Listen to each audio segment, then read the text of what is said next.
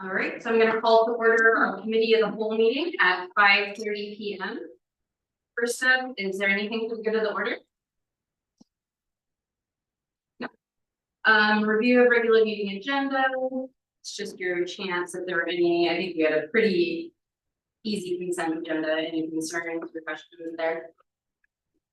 All right. And we'll move on to our first discussion. Oh, yeah, sorry, go ahead. Yes, so we did hear from our consultants late this afternoon on item number 2, the presentation of the municipal plan. They've had a parent emergency, so we rescheduled them for September 3rd. Thank you. All right. So with that, we'll move to our first item, which is introduction of new Duval police officers and staff. So Brian Keller, our acting chief of police, welcome. Yeah. Good evening, here, council. Well, or Duval employees. That process. Fellow Duval employees.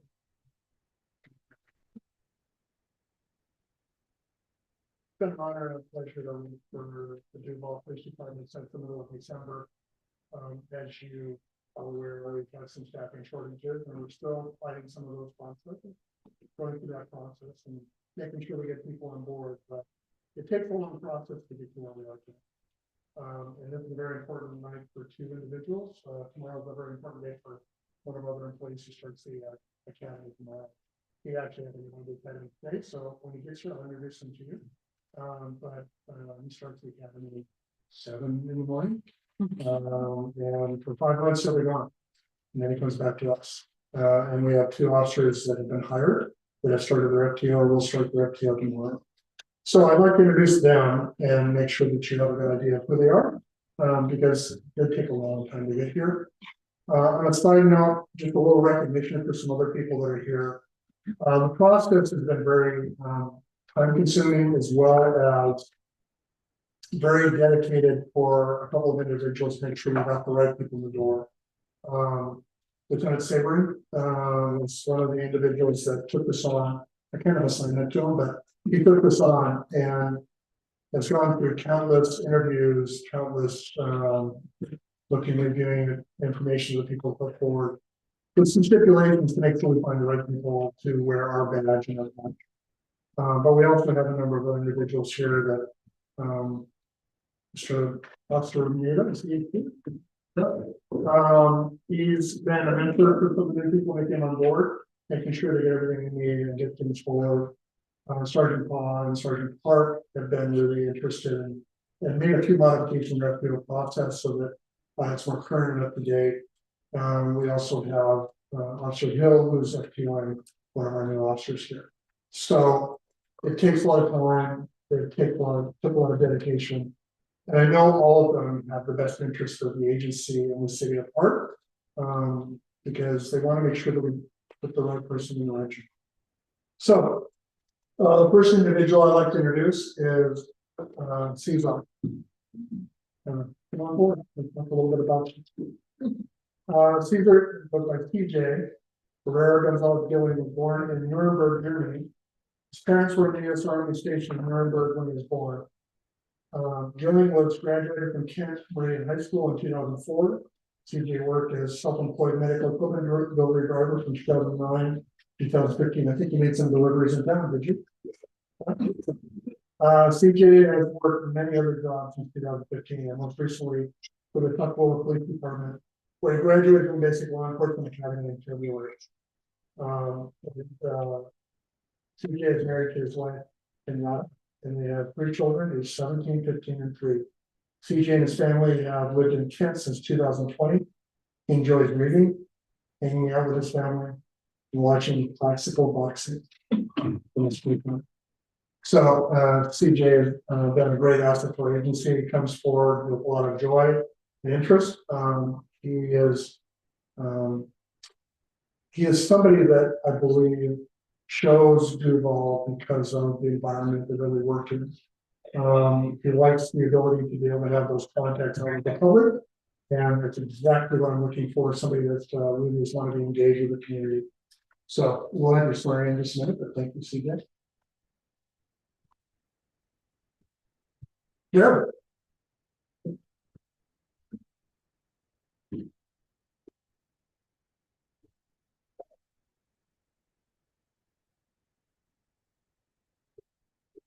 Daryl Lane Murray.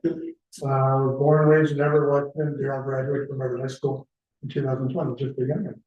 So it'll be good for him to be here. He was active in youth sports and an avid basketball player, played center, I believe. That's good. Eventually playing basketball for Everett High School. After graduating from high school, he entered the workforce by continuing the job at home while attending high school at the Everett YMCA as a child care specialist. Daryl eventually became a lead for the child care program at the facility, caring for children, communicating and interacting with parents, and preparing meals for local youth. Daryl held this position for over 3 years, and Daryl graduated from the Basic Law Enforcement Academy, also in February, class member at CJ. I worked for the King County Sheriff's Office from May of 2024. This is the Chino taking out Brianna. And she's back to taking the video of you right now. I have one more person to introduce, but he's not here. He's out of the try. So as he gets here, we'll introduce him. So this brings us to a very important moment in the law enforcement officer's career. CJ and Deb. Very important moment in the law enforcement career where an officer is sworn in to uphold the law and also has the aspect of being having a badge in. So Claire, would you like to bring this?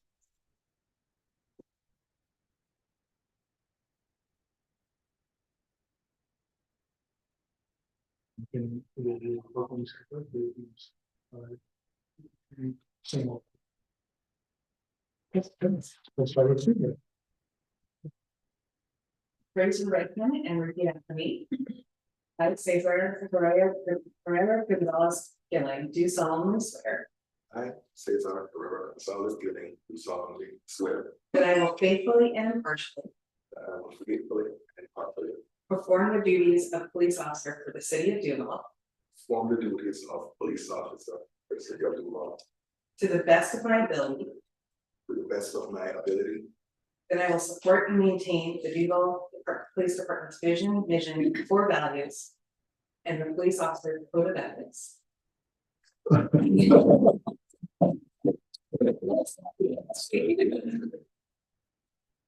I will support And maintain and maintain the Duval Police Department's Duval Police Department's vision, mission, core values, vision, mission, core values, and the police officer's code of ethics, and the police officer's code of ethics, uphold the Constitution and the laws of the United States of America, uphold the Constitution and the laws of the United States of America, state of Washington, the state of Washington, and the ordinances of the city of Duval. and the ordinances of the city of Duval. So help me God.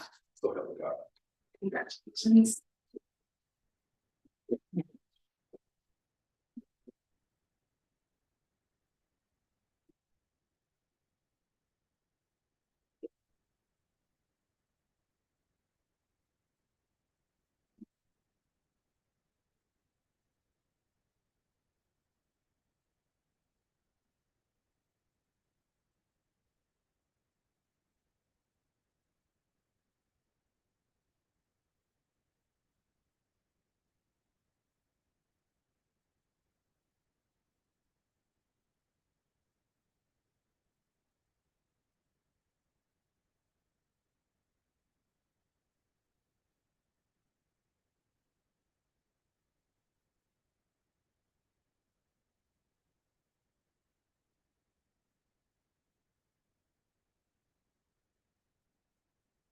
You're right.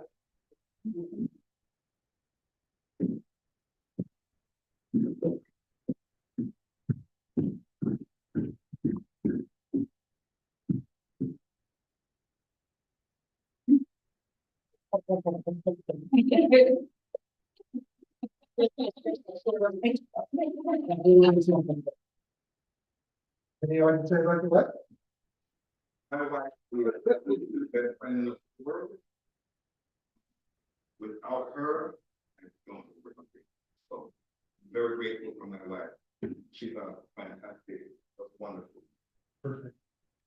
CJ. Congratulations.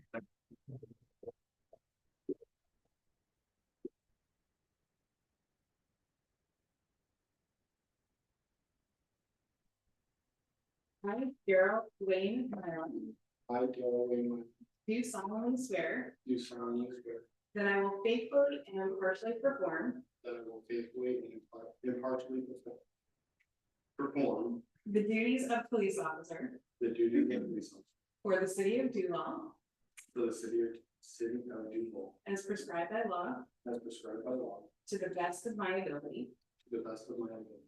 that I will support and maintain That I will support and maintain the Duval Police Department's vision, mission, or values, the Duval Police Department's vision, mission, and core values, and the police officer's code of ethics, and the police officer code of ethics.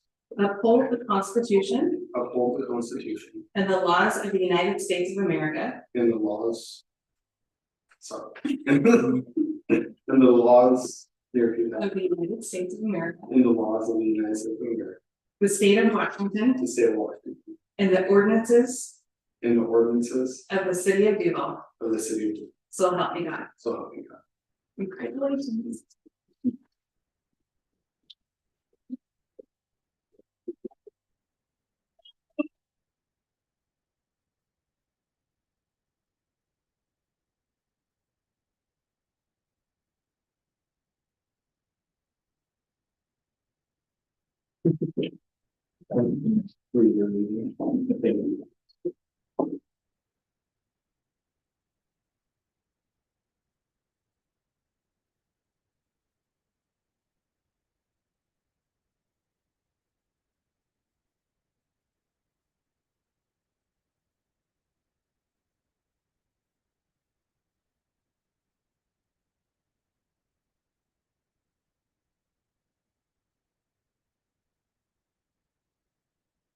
We'll be doing it.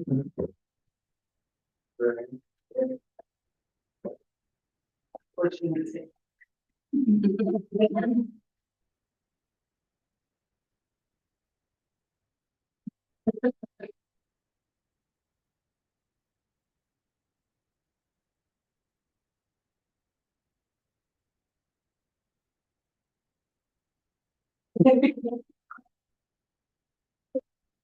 Congratulations.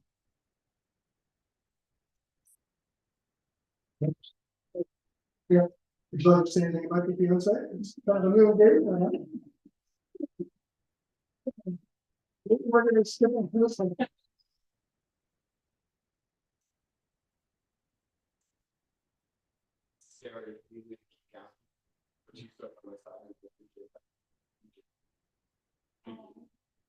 Thank you.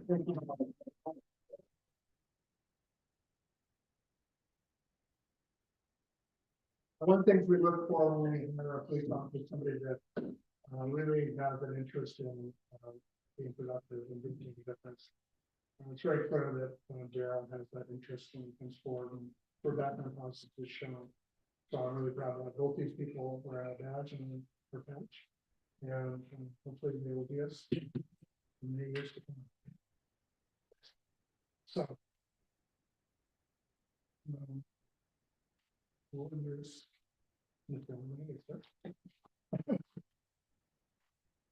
What? So I feel like pretty for the fraternity and probably get ready for tomorrow, so I don't want to have them get involved with the action. We don't want to do this, so. The next thing that I'd like to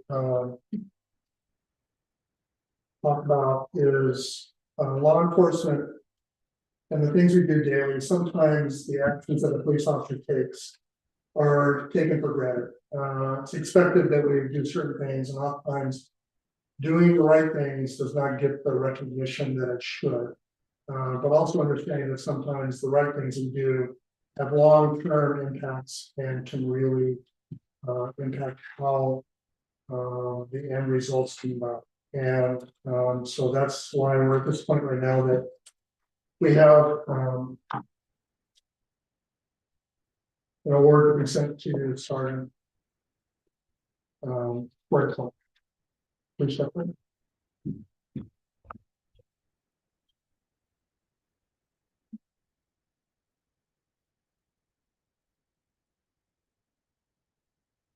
Corey.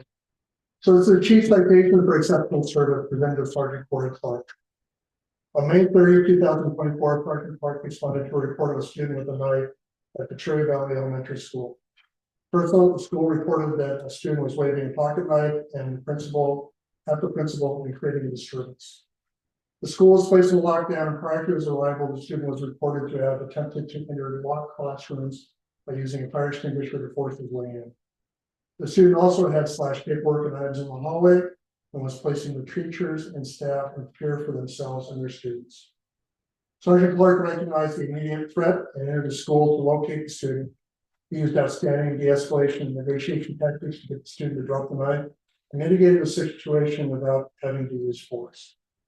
This allowed for the school to resume normal operation quickly and for the student to get the help and resources needed. Sergeant Clark's action that day spoke directly to upholding the Duval Police Department's core values of professionalism, honor, preparedness, integrity, and positivity.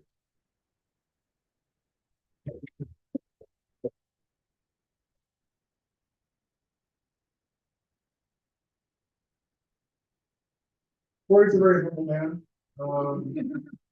And I think that he has a very sincere desire for the community, the students that he worked for when he was this SRO. But that continues on with his career here. And I'm grateful that he's part of my staff at the Duval Police Department. Are you ready? Oh, yeah, did you want to move on to your? I think so. Good. There might be. It'd be fun.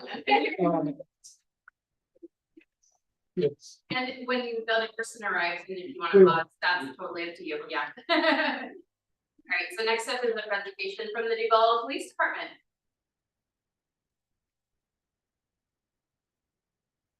Again, thank you for the time and effort for me to give you an update on where we're at and some of the things that we've gone through in the process of getting to today. As you can see, we're trying to change a few things around. We like the black and whites, we're making a few different changes. So I divided this up into a number of different sections to deal with areas of concerns that I have.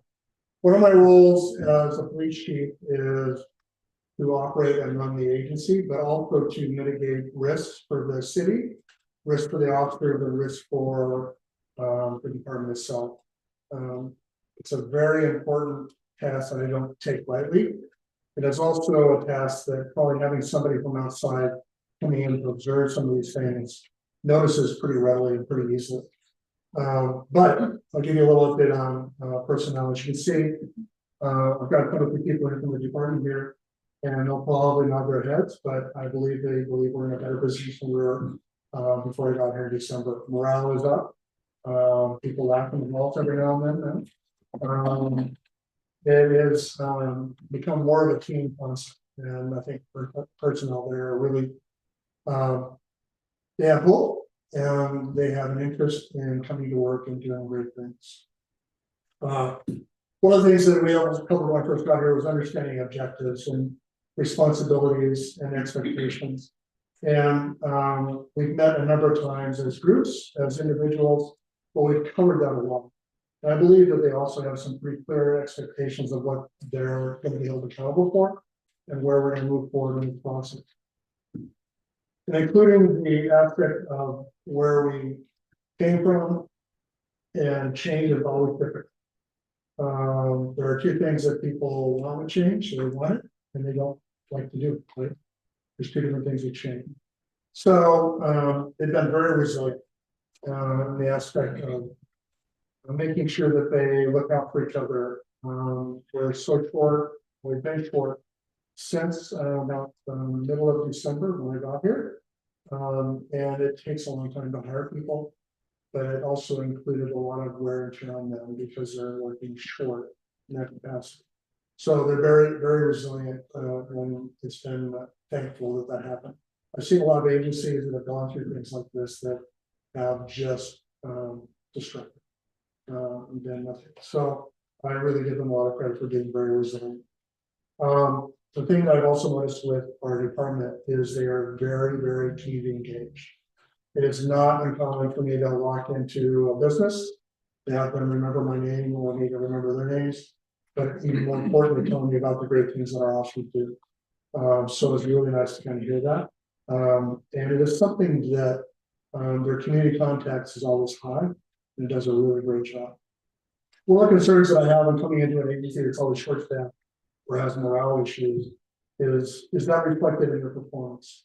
And one of the things I noticed and continue to notice that there's a low number of applications of force used by our officers, which does a lot towards their abilities and capabilities, but also the aspect that they can they have the gift to be able to talk people through situations and mitigate it and de-escalate.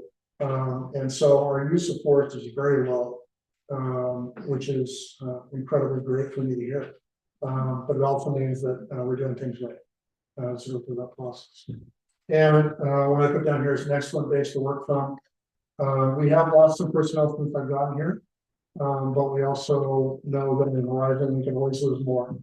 The aspect that the people that are here, core individuals we have working for our agency, are excellent base to build on. We're changing the culture and having the individuals that work with me now, the core individuals we have, are going to be important for us to move forward and continue to move forward. Change is going to be difficult, and there's going to be some things that are going to occur that not everybody's going to be happy with, but as long as we explain it right and work through that process, I think it'll be much better on the outcome when we get through it. And room for personal and professional growth. We have a number of individuals in our agency that are have to take on some roles and leads in certain things that because people are going to be leaving. Or because we have new people coming on board and we have to step up and do things. Their room for personal and professional growth is there, and they're not afraid to take on new challenges. I've been really thrilled with the aspect that they are always there by us, and if they can take on other tasks, they don't tell me no. They are very interested in making Duval a better place. And one of the big keys that I've seen throughout this period of time we've been here is the need for support. Right now, we're 33% short in staff, and we've been that way since October of last year. We continue to work on that process. When we're short staffed, it's very difficult for the agency as a whole to move forward and to make changes and to work on developing things. Prime example, as I talked about earlier, is that Sabre has been actively working on recruitment and hiring and getting through that process. It's a full-time job to get there. And even though we send out some of our backgrounds to public safety testing to do, there's a lot of screening, a lot of interviews, a lot of frustration because we get to a certain point and it's no go. Or we get to a certain point and we go, you know, I think I'm going to go work for C. And so we talked through that process. It can be very frustrating, but he's always kept his chin up. He's always done great things in that aspect. But because of that dedication, it has started some of our growth and moving forward. When I don't have somebody there to help me work through these issues, even though the sergeants are really busy, they're always short. It is very difficult for us to implement new programs or go through the process. We'll do it. It takes a little bit more time.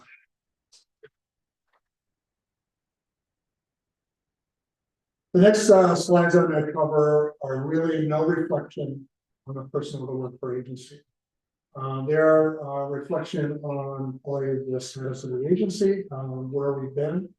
But I'll cover a number of different items for you here that really are not the fault of the officers that work in the building. A lot of those are inherent because of the environment we work. So facility. We've been in the facility since 2004, right? I think that's probably it. And at that time it was temporary and probably met the needs for the agency. It's showing us wear and tear, even though we did have an upgrade of the facility last year. Some of the size, some of the needs for the agency aren't there.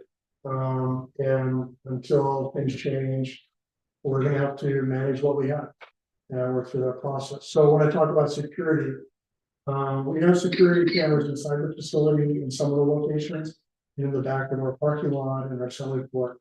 But we don't have any type of additional camera security in our lobby, which is highly critical, even though we have some protection there, it's highly critical to see what's going on in that. And the front of the police department. There are times that people go, well, nothing really will happen, all right, but think about the fire department just outside the city. Nobody ever thought that somebody would do a drive-by shooting in a fire department, right?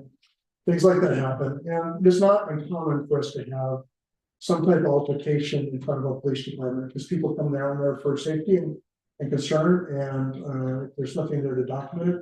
Sometimes things go unaccounted for and then recorded. So that's a security issue for not only the citizens, but also for us.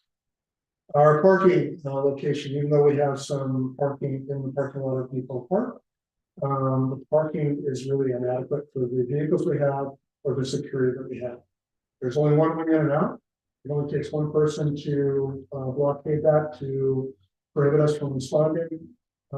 There's no security in the parking itself. It's not uncommon for us to have people drive back into the police department looking for a place to park. Is also, we had probably 2 or 3 times in the middle of the night where people have wandered in the back of the parking lot, and we've contacted them as we come out of the building. Probably, I think we even had one that was back there sleeping up the area, and probably not very secure, especially when we have patrol cars back there. Officers have firearms inside the patrol cars that are locked, but also, I'm sure they get hurt going out the back of the building. They run into somebody else that's out there.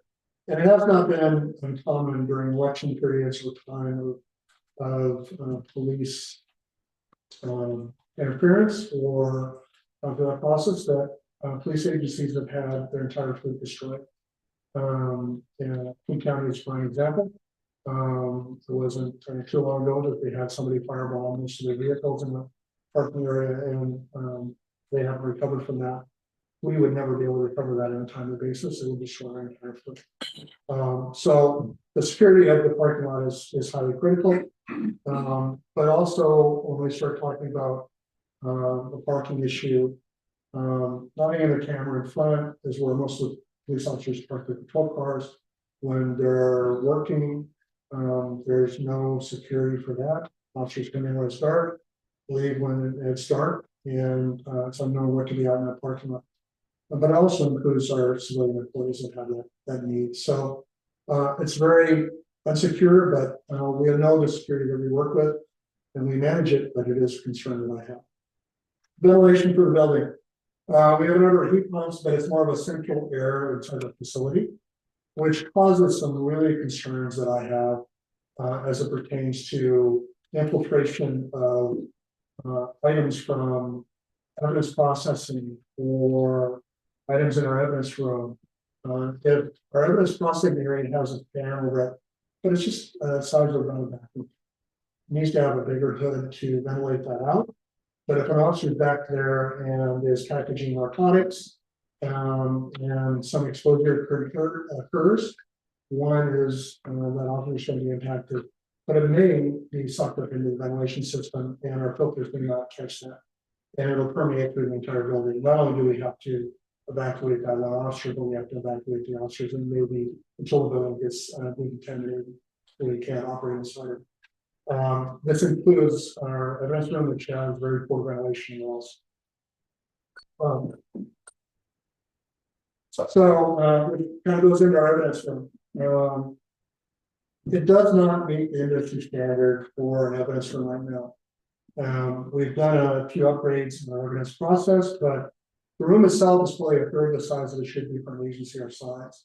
And the industry standard now requires that different types of evidence is separate.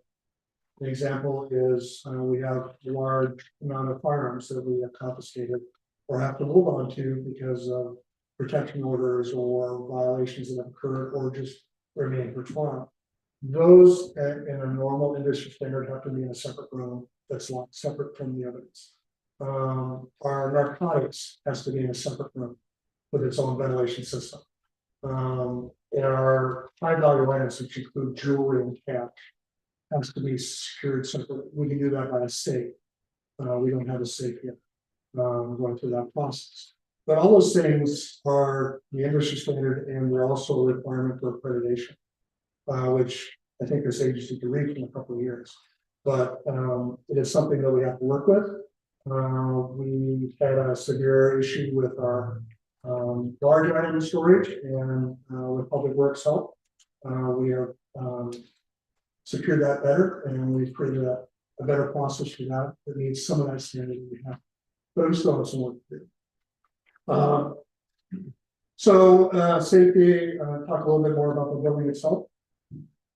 We have ballistic coverage and protection at the intake window in our lobby, but nothing on the exterior walls. Usually a police facility is brick or some type of impervious surface. If not, usually they have some Kevlar on the walls to protect that, or they have an elevated structure so that it's not at a low level. We don't have any protection on the outside of the wall. If somebody was to do a drive-by, it would just go through the place like butter. And fortunately, that hasn't happened. Fortunately, our personnel are very aware of that. But we do have a number of building windows that are right on the floor level, right where people work. And that's always a concern I have. It's not something we can do until we look at upgrading a facility, do something different. It's just the nature of what we have. Things have changed since 2004. There are a lot more things that are required for the safety of a building. It is a police department is supposed to be a critical infrastructure inside a city. We're in a floodplain where we're located. That's a concern that we have. And as we go through that process. Phones, I know that there have been a lot of work with our IS personnel, IT, to upgrade some of our phone systems and make them more compatible. We're in the process of doing that. The phone system we have right now probably doesn't meet our needs, but it's a system that we're going to try to work through with IT to make sure we can do some upgrades and do some work on the phone tree to make it a little bit more workable. But it's pretty unique in the aspect of when people call and we're not there, you just go through the answer. You know, they leave a voice. And so there's some different things we can do to fix that. We'll work through that.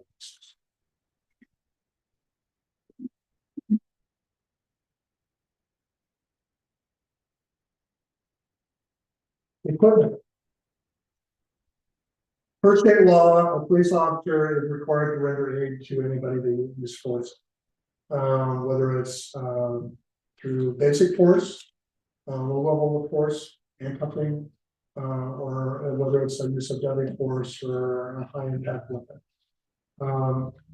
The agency itself has minimal first aid kits in the vehicle. They really need to upgrade those to trauma kits. Not only for the people that we work with, but the community we serve, and the officers that are working with us in blue. I would feel really crappy if one of my officers got hurt and we didn't have the proper tools there to help. It is a risk that we take. We have taken some steps to kind of meet some minimal standards, but we really have to upgrade that gear very well. Ballistic protection for the officers. Currently, there are no certified ballistic shield that we have at the agency, and there are no armor plates supplied by the agency. The officers wear a ballistic panel, an exterior vest on a daily basis when they're out and about. But there are times that we run into those higher risk situations where a ballistic shield that has a little bit more protection, a little wider protection, a little higher level of protection, that is there to work us through that process. Whether it's an active shooter, whether it's a barricaded subject, whether it's somebody that's just having a breakdown or we're having some type of episode, sometimes having that protection at distance gives us the ability to work through that issue a lot quicker. And the ballistic panels that we wear in our vest are good for what we carry and for some handguns, but it's not good for life. Ballistic plates and ballistic panels are truly what we need to have for an officer to throw on to go into that school shooting, to prepare for the worst, you know, and hope for the best. But also if we have that barricaded subject, somebody that was actively engaged with somebody here in town, having those in the car is a blessing to have. to throw that on. And they do expire, we don't have this. Great. So, an officer has to take, a certain amount of excessive risk. Some officers have gotten to the point where they purchase their own ballistic bullets. Because they understand the concern that is. It's important for us to probably work our best to make that happen. Breaching tools, well, let's go, lowly felony. No direct impact, perfect ball or taser. There was a time when the agency had, what's called a less lethal shotgun that fired beanbag rounds through it. That is not being used anymore, and that is also something where a number of agencies have been sued about in the past. High liability where some of those rounds are unpredictable. You fire them out of a shotgun, they float, they escape, they knife edge, they hit somebody, and there's more than just blood trauma that occurs. And so a lot of agencies are going away from that. A lot of agencies in the last 10 years have gone to a system of what's called direct impact, or including pepper ball. Direct impact is a rubber bullet. It's a 40mm bullet, about this big around. That it, where you point it, where you shoot it, that's where it goes. And it's something that doesn't cause intrusive injuries. It causes blood trauma very well. Usually it works in that process of get to that distance, right? Distance is part of the escalation, and sometimes we can work through that process. Pepper ball is also another feature that it's almost like, you probably know what a paintball gun is. It fires paintball projectiles, but they're full of OC.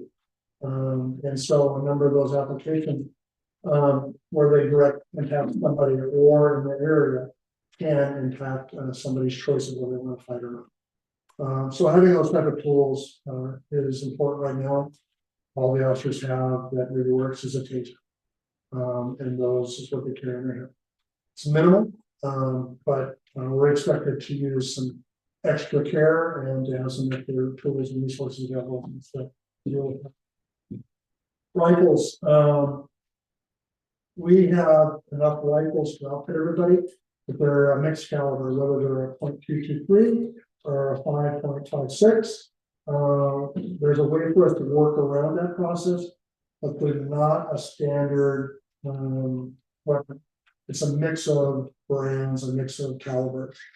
So we need to go through and update those. Probably some of those rifles should probably due to be replaced but that's a concern that I have. I don't want to have an officer put in the wrong caliber bullet and have some type of situation going on. We're pretty good about making sure that the calibers that we carry are correct for both guns, but mistakes do happen occasionally. Body-worn cameras. I talked about this briefly earlier in the process. The camera system we use is what's called lens lock. We are probably one of the only agencies in the Pacific Northwest that use them. It is not a standard body-worn camera. It's suiting the job right now, but it's probably not fulfilling its contract with us. There are certain things that the body-worn camera should do. When an officer activates the camera or the camera is activated, it should sync with our records management system so that they can just go into the system and just verify that everything's synced up. It doesn't do it. And there's a number of other things that probably there's better systems. And I think that if I was to choose a camera system, this would not be one I would choose. And so we're working through it. Well, they still capture video now, they still work, which is a little extra work that we have.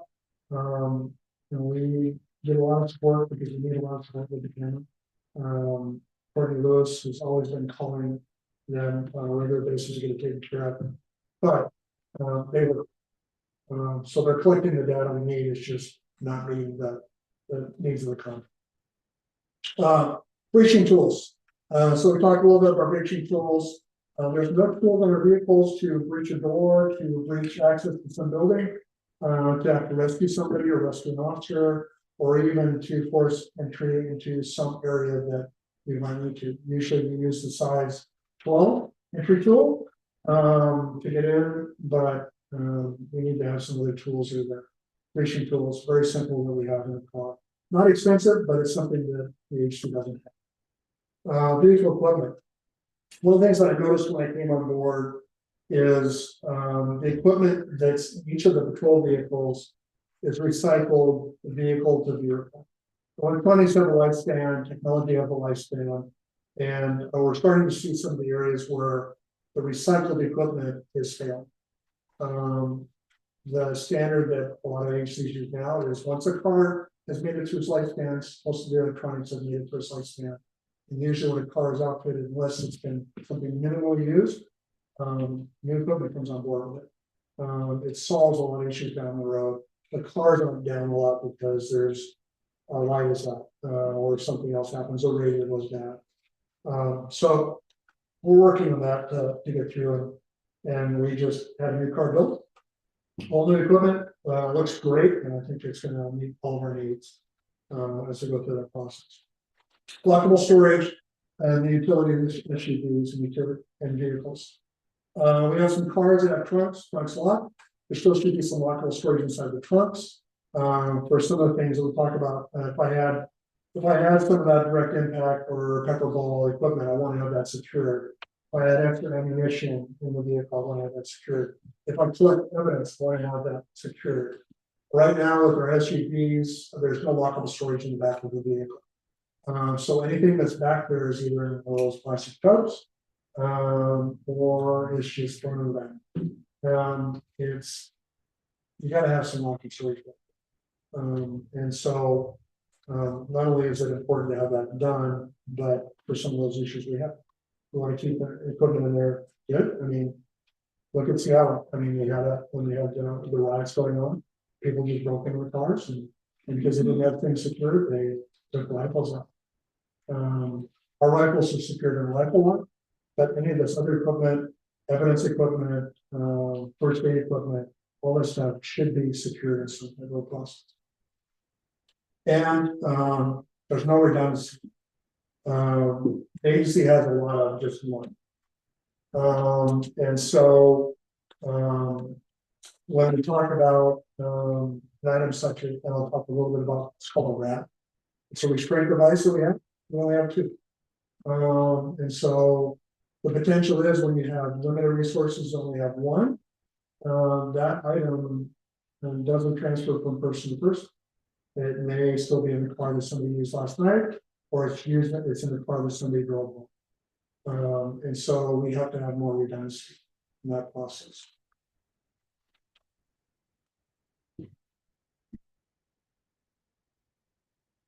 Let me, please start right there. Brand new, full like our black and white. Looks good. How do you like it, help? That's your word. All right. He managed to work quick, so, we're very fortunate to be able to get that car replaced before. Consider some work. So operation, staffing. I talked about it earlier, but people are always short.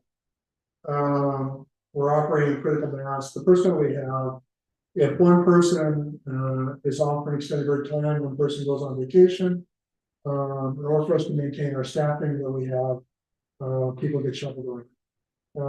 That impacts their way of life, it impacts their performance, and it is not an environment that is enticing for people to come to work. And it is also the aspect of that. If we have full staff, nobody's on vacation, and things are going well, we're good, we're solid.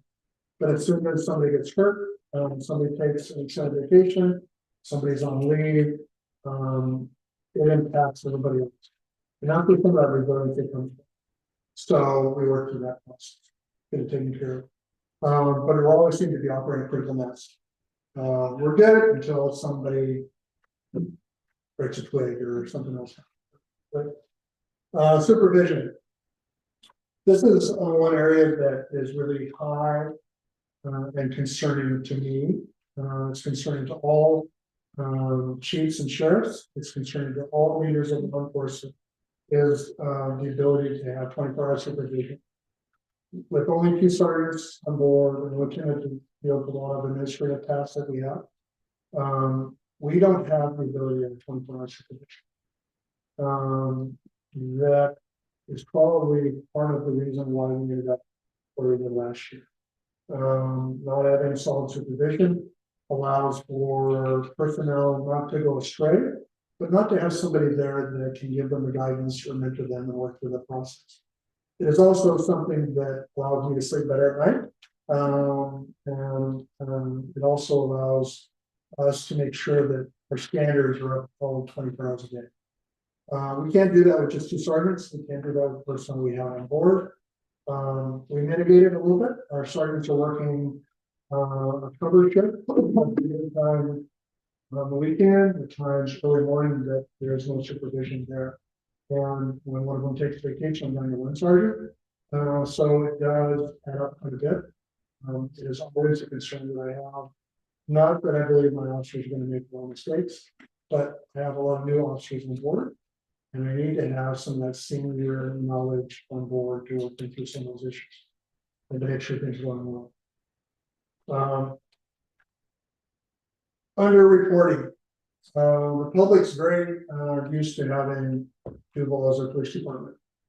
The phone usually rings off the hook in the morning, or people are calling to report something, or they're calling to do an update on the case. And Courtney Lewis, which is working in our office right now, she becomes a dispatcher because they give the information, and you don't necessarily want to say, well, you gotta hang up and call 911. Say you never call back to 911, or may not get that opportunity. It is underutilized. The public calls our department pretty highly to report things that should be done through 911. Some of that has to happen with the education to the public. Some of it is just natural because of the environment we work in. Everybody has known that number for years. It is the number they call.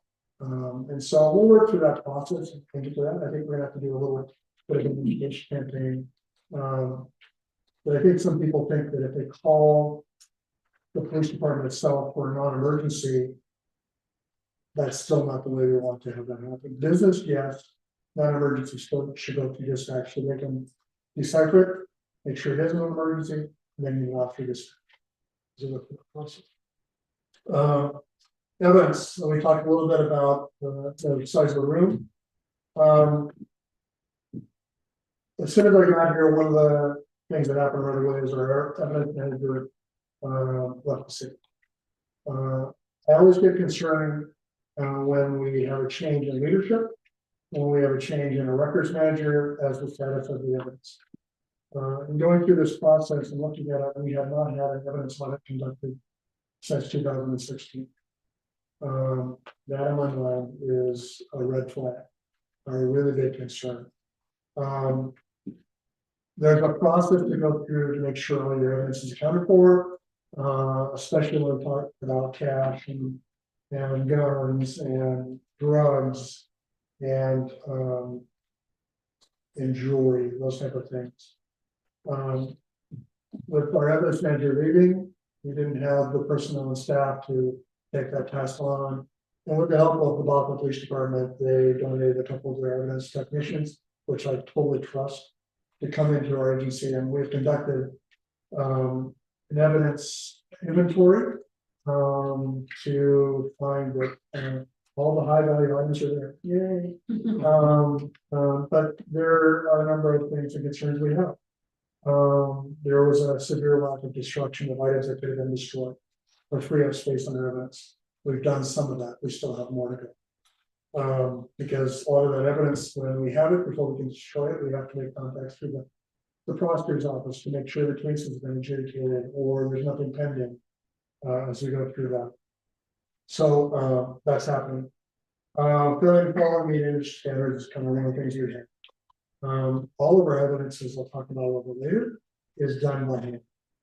No electronic tabulation of evidence. It's entered in the computer system, but when somebody checks something into evidence, they do it on paper. When they check it out, it's done on paper. When they destroy it, it's done on paper. And that leads to a lot of things down the road. One, things can come up missing. You can't read somebody's handwriting, you don't know what happened to it. Kind of where we're at. So those are some of the things that we've got to work through. we're open to go electronic for the first year when I gave the presentation to council. I thought 6 months would have been appropriate, with all this happening, leaves and everything else happening, it hasn't been to that stage yet. But we will, I still have on my book to do. Technology, mainly service full data equipment, talk a little bit about that aspect.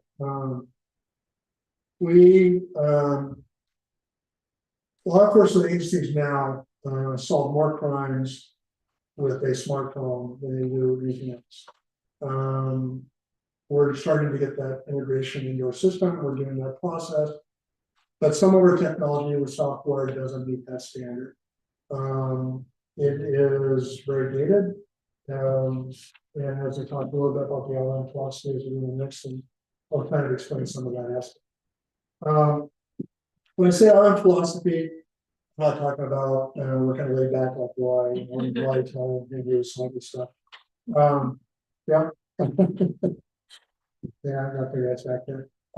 But Duval itself is, as it pertains to law enforcement, and probably as a community in general, it's kind of an island. There's technically 3 ways on the island. But it has a lot of benefits to it. The community is what it is because of the makeup of the but it has impacted our growth as an agency. Not because agency shouldn't be a small town and have a small town feel. I think that can happen no matter what we do. But the expectation of the community, expectation of the person we have on board is that we're going to meet some of those standards that people see when they go to Redmond, or when they go to Seattle, or they go to Monroe, or someplace else. They get a different level of law enforcement than we do. Not because we don't have that capability for the person who can do that, but because we've had people that have grown up through the system, that have been here for that period of time, that haven't ventured out, that haven't built those regional contacts that need to happen. And so we know, as it says right here, you don't know what you don't know. If you don't venture off the island, you're not going to really have the new knowledge that you have. You're not going to keep up with standards. You're not going to meet some of those needs. When I got here, kind of the things that we were doing, I have to start asking why we're doing what we're doing, because most of the technology and the techniques that we utilize are things that I saw go away 10 years ago in law enforcement. So when I said we're like 10 years behind, kind of been fine with it, kind of stuck there for a little bit. It's good to have somebody from outside come in and take a look, bring some new knowledge and have some of those contacts. It's been very beneficial for the agency. I want to develop that more with the person we have, so they have some of that knowledge and those contacts out there. We do have some of those, but we got to get off the island every now and then and see what's going on, right? One of the things I also noticed that we're understaffed for special events. This kind of goes to the mindset of the island. Nothing's ever happened when we've had events. It's all been good. We try to have police officers there, but you have to prepare for the worst and hope for the best. And we sort of have our big events like Duval Days, beer gardens that are involved, March of the Vegetables, those type of things. The mindset has been, we'll staff it with either our reserve, or we'll have an officer on duty, go to that event, or beyond the stage, we're going to have officers that are on duty dedicated to it. We have to really assign somebody to those events if we want that dedication. It's not uncommon for us to have officers down at the park, dealing with some type of event, have to get called away to handle another call elsewhere. And I think that what I've noticed is we've always done it that way. Nothing's ever happened. It's okay. Yeah, it'll be good. Going through that process. Our officers and personnel are concerned, especially for the safety of themselves and of the agency, but also of the community. Because they see it, they know what's going on, they hear things that are happening, they try to train to meet that need. But it just a hope and a prayer that somebody's going to be there. I think we're beyond as we get to that stage. And strategic plan, the agency should have a strategic plan to kind of talk about where you're going, what you're gonna do, how you're gonna get there. We don't have that. We didn't have that, I don't think we've had that for years. So, by the end of this year, we'll have a strategic plan to move forward and get through that process. It's a very critical item to have. Some people may say, well, we're a small agency, you should be able to just talk about yourself, get things squared away, but it is really important for us to hold ourselves accountable to work on that plan and make it happen. And it also gives us a guideline on where we need to go. Functionality, that's a picture of our evidence room. Only 2 walls. That's the cleanest portion, that's the most organized portion of our evidence room. If I was to take a camera picture the other way, it'd just be wall to ceiling. And so let's talk about functionality and talk a little bit about evidence tracking. That's done by paper and pen, should be electronic, no inventory since 2016. That's the prettiest functional evidence room when you go to stage. We're working on it. We've got an important strong in that position, but we've got some training on that, but we haven't been able to make that full transition because you've never been good job going through that process. Fortunately, one of the things we have, we've got some help from you as well. Peer support. Officers are involved in critical incidents throughout their entire career. I think what I've heard is that through a lifetime of a normal citizen, they probably have 3 to 4 major crises in their life, critical incidents they go to. Police officers in a time of their career are hundreds. Peer support is critical for them to have a long-term career. And it's critical for them to have some type of ability to reach out to a peer group and have some ability to have confidential conversations, but also be there when the time is there after those critical incidents. We're in the process of trying to work with our agency to develop peer support within our agency. Usually that's done through a contract or not, right? But we're looking at trying to find an agency that's willing to help us. Crisis manager, MHP, we did have an MHP on staff, had a whole professional on staff. That person no longer works for us. We do have some money in King County that we can use to fund some MHPs on a part-time basis. Susie Cole was our MHP at one time. Been in touch with her. She has some additional funding that if we need some help, we can call her. But we really need to look at that for full-time resource. We had an ILA with Redmond. We can't seem to get somebody on board for any of it. Seems like whenever we get somebody on board for mental health professionals, the private sector, it's like law enforcement.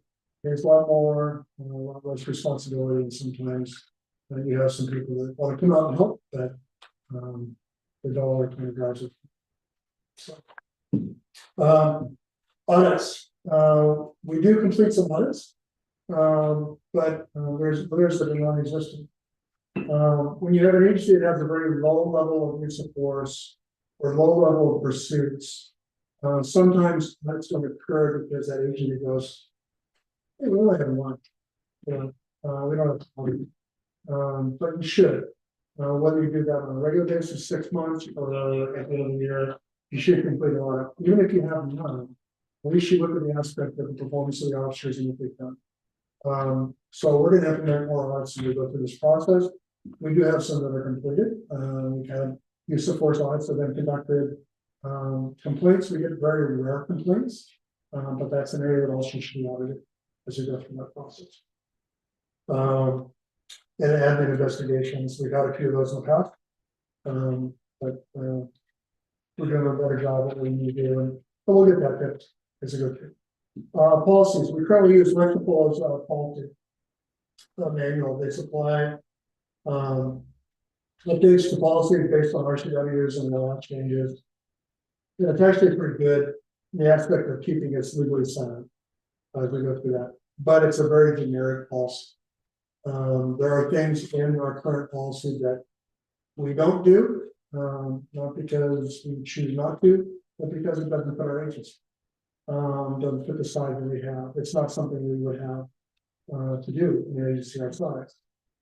So needs to have some fine tuning. I've started that process as we've gone through this to kind of get where we need to be, but we want to make sure that the right names are in there, the right personnel for contact is there. But we're working through that. Budget tracking, I know that our personnel are very cognizant of the money that they have. But it's not tracked exceptionally well, at least in my viewpoint. When I look at it, I want to make sure that I know within the first quarter of the year, how much is left and what we spent that money on.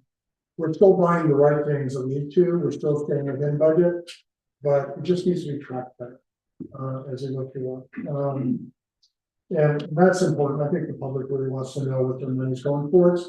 And council wants to make sure that we're doing everything appropriately to make sure we meet their expectations and kind of follow what we need to do. Internal communication. When I got there, communication was good.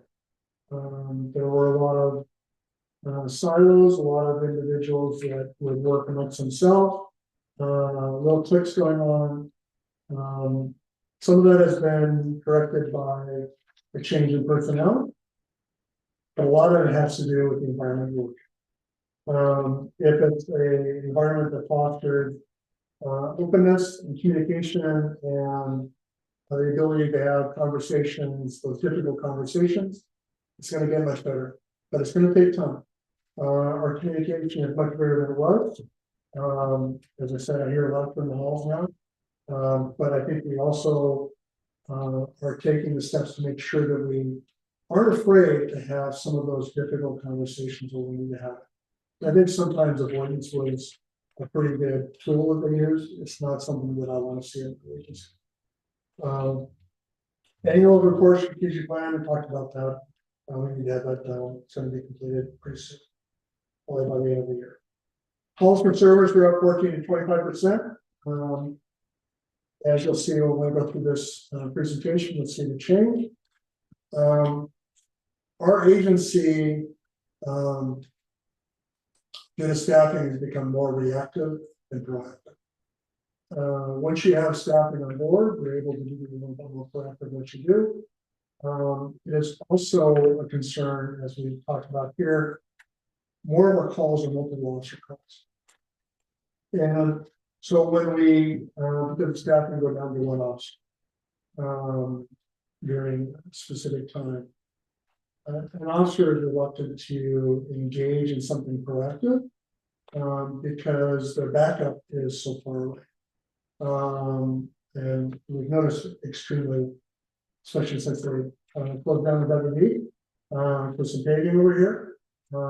We had a call where King County had to respond. The first backup for King County was probably 15 minutes, maybe close to 20. The second one was 41 minutes. So if you have an officer who goes up there and makes a traffic stop, find somebody that has a warrant, makes the arrest. I don't want officers getting in a struggle 25 minutes away from their backup by themselves. And they don't want to put themselves at that risk either. Truly, law enforcement is a very good job, but more of our calls are multiple officer calls.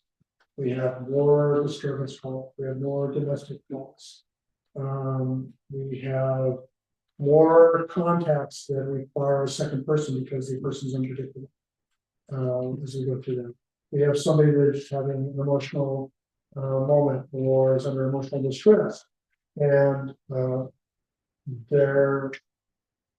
we need to have the time to de-escalate. One officer is not going to be able to engage very easily to do that. So that's a really big concern a lot of people have. Many of our calls are not tracked. This kind of goes back to the aspect of when people call from the police department to say, hey, I need to do a follow-up on a case, or I need to speak with an officer about this, or I want to report an abandoned vehicle in my parking or on the street. Usually, if they go to dispatch, it goes into dispatch, call is created, we track some of those calls, we know the call for service is done, and create it. The officer gets that call, somebody calls the station and says, hey, If there's an abandoned car in front of my house, can you come up and take a look? It's been there for a week. Yeah, she goes up there, the car's not there, there's no documentation. We're changing that. Where everybody's gonna document those calls. But I believe that the number of calls we have, and over 14 to 25% above last year, are calls for services. Than it really is. And that makes it difficult when I start talking about analyzing staffing. If I don't know the exact number of calls, it's very difficult to have, to base your staffing just on the calls for service. I have to look at all the other intangibles to make sure that. And that calls for the underutilization of 911. So a little bit of update on some of the things. We've updated our hiring process. We're not just choosing anybody that comes in, gets hired. There's a higher level of scrutiny that's occurring from the person we can for. We were able to get our 2 new officers through pretty quickly, but it took a lot of us, a lot of time and effort, and a lot of other people who've gone through to get there. Some of the process we used are the same process that was used 10 years ago, 12 years ago, 15 years ago. We needed to be updated. We took a lot of effort to update that information, get it taken care of. And so the individuals that are coming forward and making it to this stage, in my eyes, are high quality, as we discussed. And that's no reflection on the people that currently wearing the badge in the back. We do have, I've looked at other files, we're good. But I think that there have been some times when we maybe rush the process because we need to. And they're feeling the pain, but hopefully they'll see the outcome when it becomes better. We talked about hiring 3 new officers. We start the academy tomorrow, my 3rd one. 5 months in the academy. So usually from the date of hire to the date when they become self-sufficient is usually about a year. So they'll graduate on December 31st. It's going to be doing how long the academy is. And then it's got field training to go through. So should be really good. Last week cleanup review. So on July 17th, we had 2 executives or prior executives from WASPIC, is the Washington Association of Sheriffs and Police Chiefs, come in and do kind of what's called a remap light. Came in and reviewed a number of policies, talked with a number of people in the agencies, looked at where we're at, tried to identify, have another set of eyes, look at things that I've done. And they found the same things that I found. Made some suggestions of where we need to go, but it's very important to get another set of eyes to kind of confirm the things that I saw. We're working on some of those issues, but some of those issues that we fixed based on where we're at. But some of the issues are going to take some time, and we'll get through it. One of the things we talked about is accreditation, and my guess is probably we're 2.5 years out from being an accredited agency, which is something that I would like to do. But it's also a lot of work from the agency, and part of that has to do with us all getting together and being forced to get to that stage, because usually there's an accreditation manager, and that takes one more person away during that period of time to get through it. So I'll go through it. But they were very impressed with our agency. They felt that things were going in the right direction.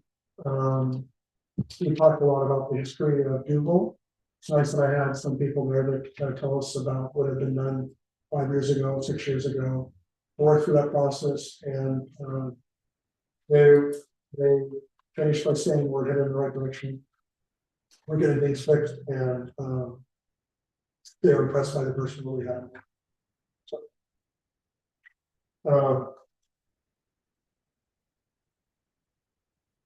we expanded the larger evidence storage we talked about earlier outside.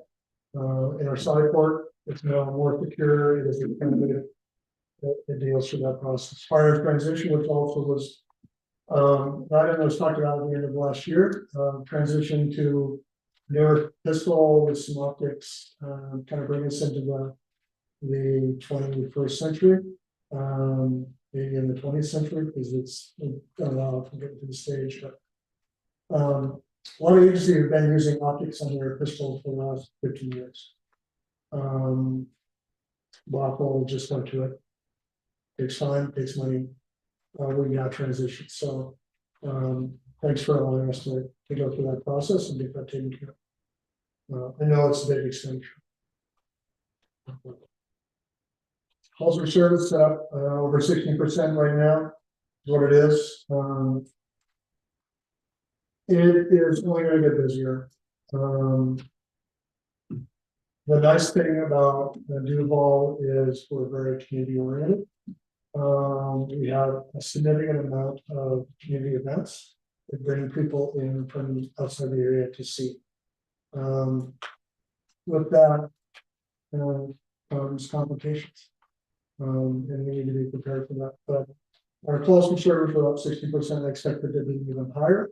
Once we get our new personnel on board, once we get them fully active as a solo officer. So it's only going to increase. Updated use force pursuit policy, number one, legislative changes occurred, which allowed for those things to change, and we had to update that policy. We've completed an evidence inventory, as I said. We fired Evans, records manager. We have hired, but she'll start on the 3rd, administrative associate. So those positions are filled, which should allow us to speed up a few things on the road. We've conducted some additional supervisor training. Sent a couple of people away to a class that they didn't really either, but it was a good time. It was great. There's a company, organization called FBI Arena, which conducts leadership training nationwide. That follows principles that are taught in the FBI Academy or principles of leadership. And then we started a process with our supervisors over that. My intention is to have all of them complete what's called a trilogy. There's 3 sections of training they're going to go through as a supervisor. So you got more to come, folks. More to come. And we purchased and replaced the vehicle we sold in 2023. That may not seem significant, but agencies still have a difficult time bringing their vehicles on board. They can't find the supply, they can't get the number of vehicles in to stock. And so it's very difficult for them to replace their vehicles. They're operating vehicles that are 8, 9, 10 years on the road. So we were fortunate. Luke worked through that process with us. Officer Hill took care of that. And we had a new vehicle on the fleet. We're totally cleaned it up where we needed to. So this little rundown of where we're at right now. As you can see, we've got most of the positions filled. We have 1 vacancy for a police officer. And that's our school resource officer, and we're working through that process right now. We have to hire 1 more body to fully fill the agency. We do have a offer out to a female who's thinking about us and 2 other agencies.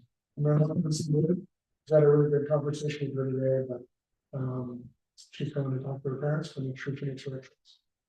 And I think this is the right place for her. So, but you can see where it's lined out. We have 2 Coast Guard agents that manage 4 people. We have 1 reserve officer, and it's nice to see some names on there for a while. Which is it. Just a quick question here on that slide. I know in the earlier slide you talked about it being 33% down. I assume some of that was before bringing on the new officers. I'm just curious how. Before bringing on the people we have in this room, we're still about 33% of. Below where we would be for the city of the size. So Well, we probably need to have some people on board, yes. But and there's some plans that I have in place for that. We're going to make some suggestions, but we were the same staffing we were for years. When I say we're 33% down, we have personnel that we can't deploy. We're 33% undercover. The 2 personnel that we sworn today, they're not going to be deployable for 3 to 4 months. We've got another officer that can be here. Well, we have an officer that it's going to take a while to get to again. But the officer is going to be on permanent for 3 months. So all those things. Impact our deployability. So when I say 33%, we may have the names filled on here, but they're not deployed. We go through the process. You can see our size, if you want to go into this, a little bit of that. We're probably, for a city our size and population, we're probably a third from the bottom of the city. Personal.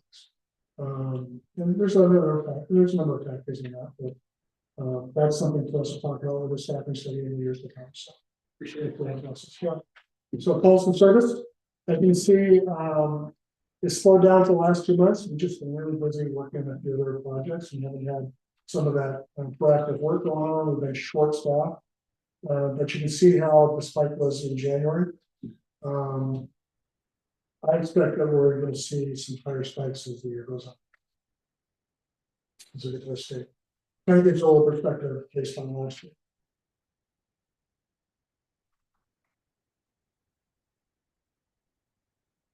Nothing's. Member Nathan? That was a super informative report. One thing that just comes to mind when I'm looking at this. A lot of the things that are being discussed where our agency is deficient.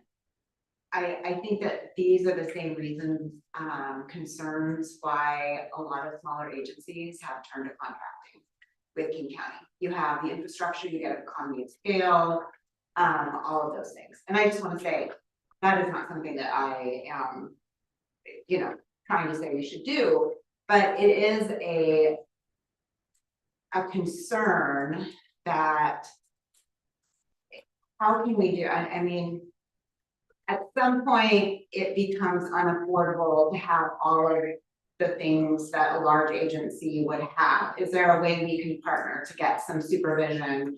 Do you know what I mean? Like, I just keep thinking about, like already we don't have in-house detectives because we aren't a large enough agency potentially to do that. So I'm just trying to figure out how can we provide the service that we should be providing with the understanding that we are a small city and we are going to have limited resources. I just think about King County and having them as backup.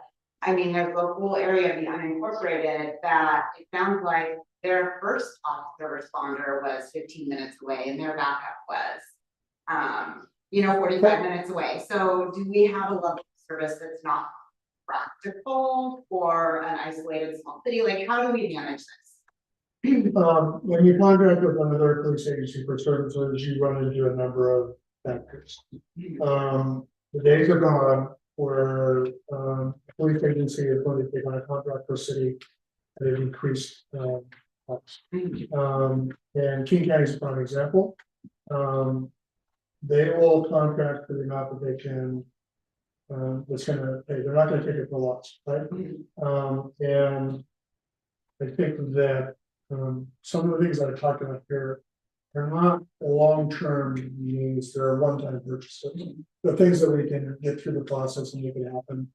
The mindset that I've run into and talked to a number of people at agency is, in the past, their leadership has been reluctant to say these things. With the aspect that, wow, we're gonna just think that they're gonna price us out of job. Right? We're gonna think that we're gonna cost too much money that we're going through. When you start contracting with service, you lose a lot of autonomy.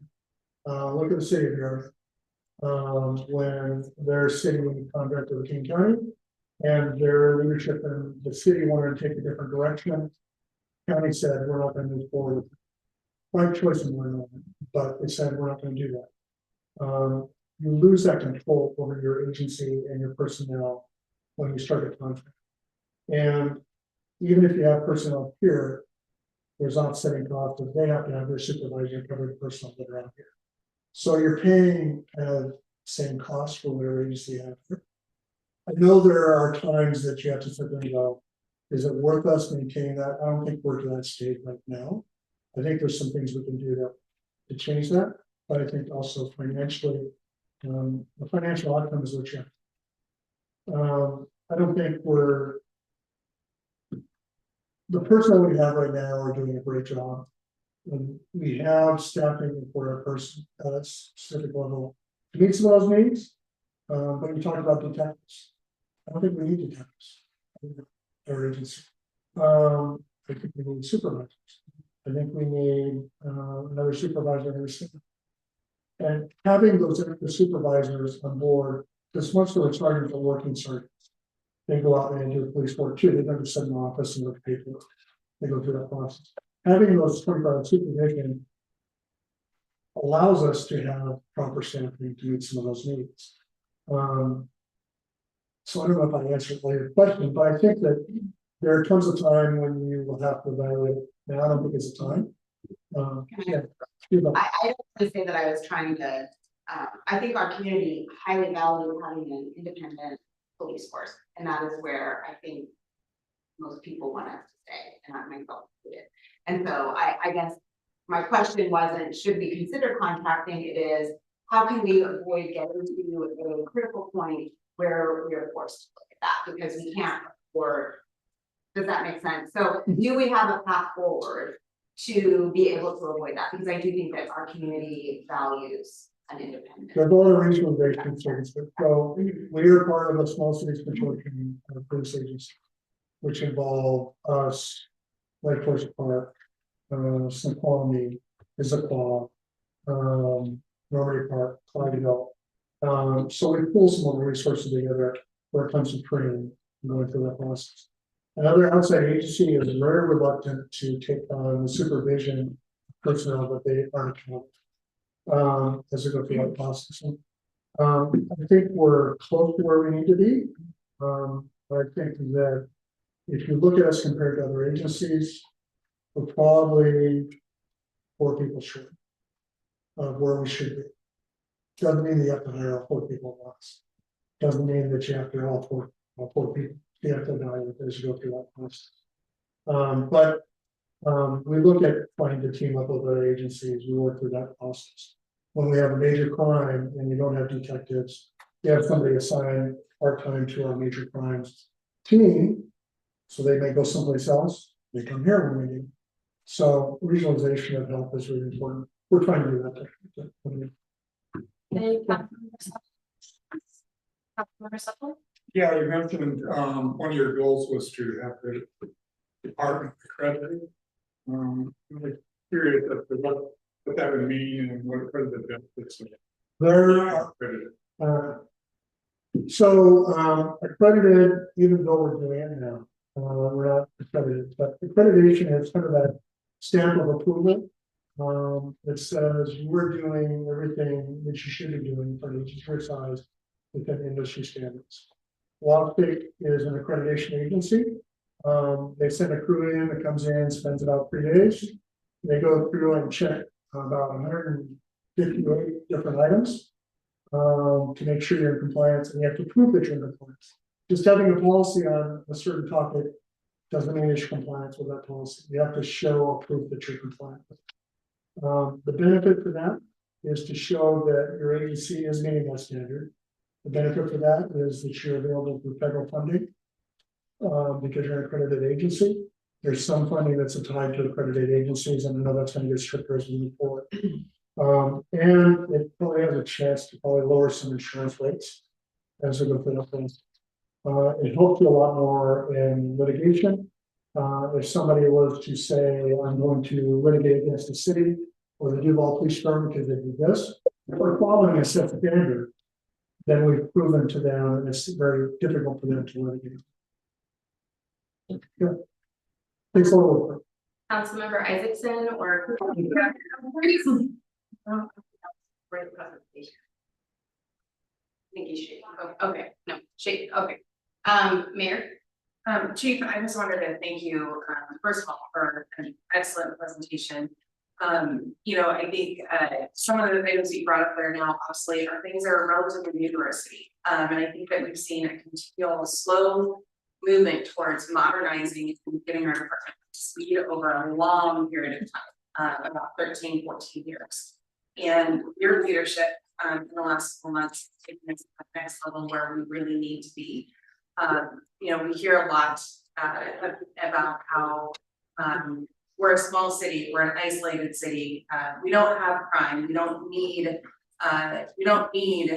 employees that are more than entry level, we should be a starter city. And I think that much of what you brought here tonight really highlights the importance of not thinking about being a small city and small population, but really the critical importance of focusing on what the job is and finding a way to get there. You know, I think my focus for the last for my entire time as elected officials, been getting us to the point where we have proper resources we need. And you know, when I came into the mayor's office, we had fewer staff in 2018 than we had in 2008, but after or before the layoffs in the Great Recession. And we're continuing to keep up and pay the price of that severe understaffing. You know, there are options to increase our funding, especially that necessary expansion. We have options with public safety sales tax and other areas to provide some more sustainable funding for the department that even if voter approved would have very strong support in our community. I think, you know, I'm committed to making sure that we get the resources necessary to get this department up to where it needs to be, not just for the city of Duval, but for the region of accreditation. And we've seen a huge difference since you've been here with your leadership. And I just wanted to express publicly my deep gratefulness for your professionalism, your expertise, and the morale building and everything that you're doing with our police departments. Thank you. Thank you. It has been a pleasure. It is a situation that I also respect the aspect of that and know where the agency has come from. And I know that things don't change overnight. I know that there are small steps we can take along this path to get us into a better situation. So my crew is very supportive. They really appreciate, and I really appreciate the support of the council and from there and from the rest of the city as we go through this process. It took us a long time to get here where we were. It's going to take us a while to get out of it. But I know that people are here in Duval because of Duval. They're not here because they just need a job. I could have both those individuals this morning today, and the main drive for them coming here is because they came to visit the city, they met our officers, they know the people that they have to work for, and this is where they feel they can make a difference. I'm looking forward to get some of these things. I just wanted to thank you for that presentation. Thank you for bringing the new officers here, introducing us to them, us getting to see the swearing-ins, and for seeing the award to Sergeant Clark. Hearing just one of the stories, which I'm sure there are a lot, of, you know, real challenges, real things that you all face every day. And I know everyone sitting behind me is super humble and like, you know, we're doing our job and, you know, no things necessary, but we are so eternally grateful for everything that you all face daily for us. Thank you. Thank you. Councilmember Mercer, we are almost out of time, so if we run out of time, we'll ask questions in our council reports and then get back to those later. But should we cut about 6:59? Yeah, this will be a sort of a quick one, and we can even talk afterwards. But you know, I'm very interested again, echoing comments, in sort of getting insights into your strategic plan. I think the one area around costs coming first, sort of from a technical background, that seems like that's a lot of where the opportunity, whether it's transcription technology for cases, NFC and OCR and photographic evidence collecting, a lot of things that could address some of the staffing shortage or free up resources to do other things. It's obviously an expense upfront, like everything else, but you know, really looking forward to sort of seeing that broader vision in terms of taking the bullet points here and sort of turning them into the project plan and the roadmap for the agency going forward, and then how we can assist. It's probably a bigger topic to talk about. But I know some technology is not being accepted and will not be accepted in law enforcement, but we'll talk about it. We are at 7 p.m. Before I adjourn, I'll just recommend Councilmember Mercer and I can talk about our update during our council report. And yeah, and if anyone has additional questions, you can always talk about it in council reports as well. So we'll go ahead and adjourn at 7 o'clock.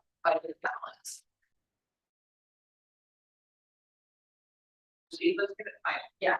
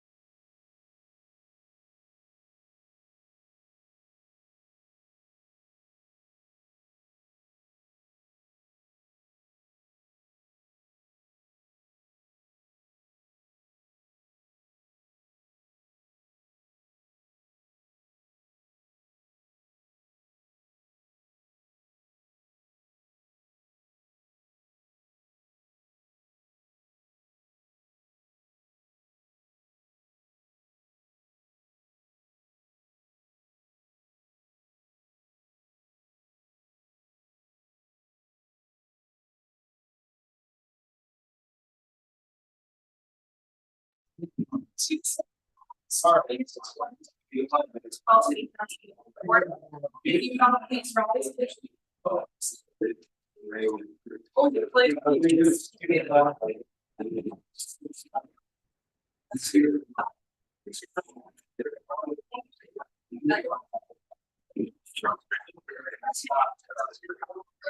Whoa. Could you please stay a little? Certainly. Mayor Rockerlander. Mayor Pro Tem McHenry. Mr. Isaacson. Present. Mr. Schaefer. Mr. Mercer. Here. Mr. Supple. Here. Ms. Nublin. Ms. Schofield.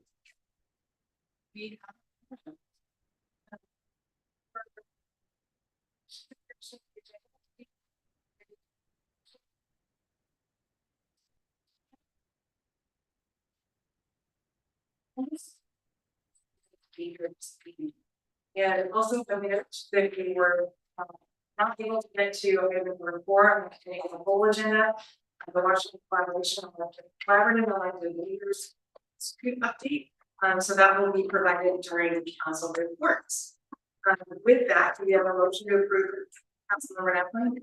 Yeah, I was wondering if we could ask the thing to be able to. Go ahead and put those, please. There was a request from the community to consider looking for a grant for the Doherty Farmstead, and I don't know when we would want to be. Would the council think on it?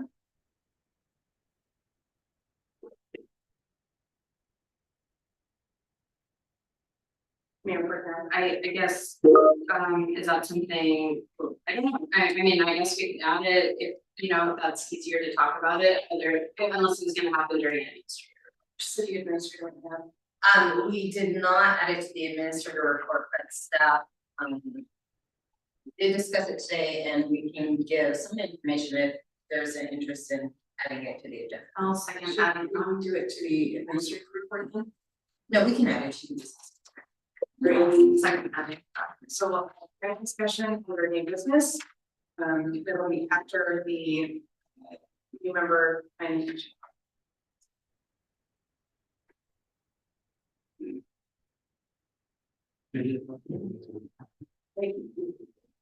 Right, any other additions or corrections? Seeing none, we have a motion to approve this evening council agenda. So moved. Second. All those in favor, please say aye. Aye. All those opposed, please say no. Motion passes. Councilmember Hines, second light, I will remember to slow down a little bit so that Zoom light can come through. All right, this evening we have 2 proclamations. The first one is Women's Equality Day.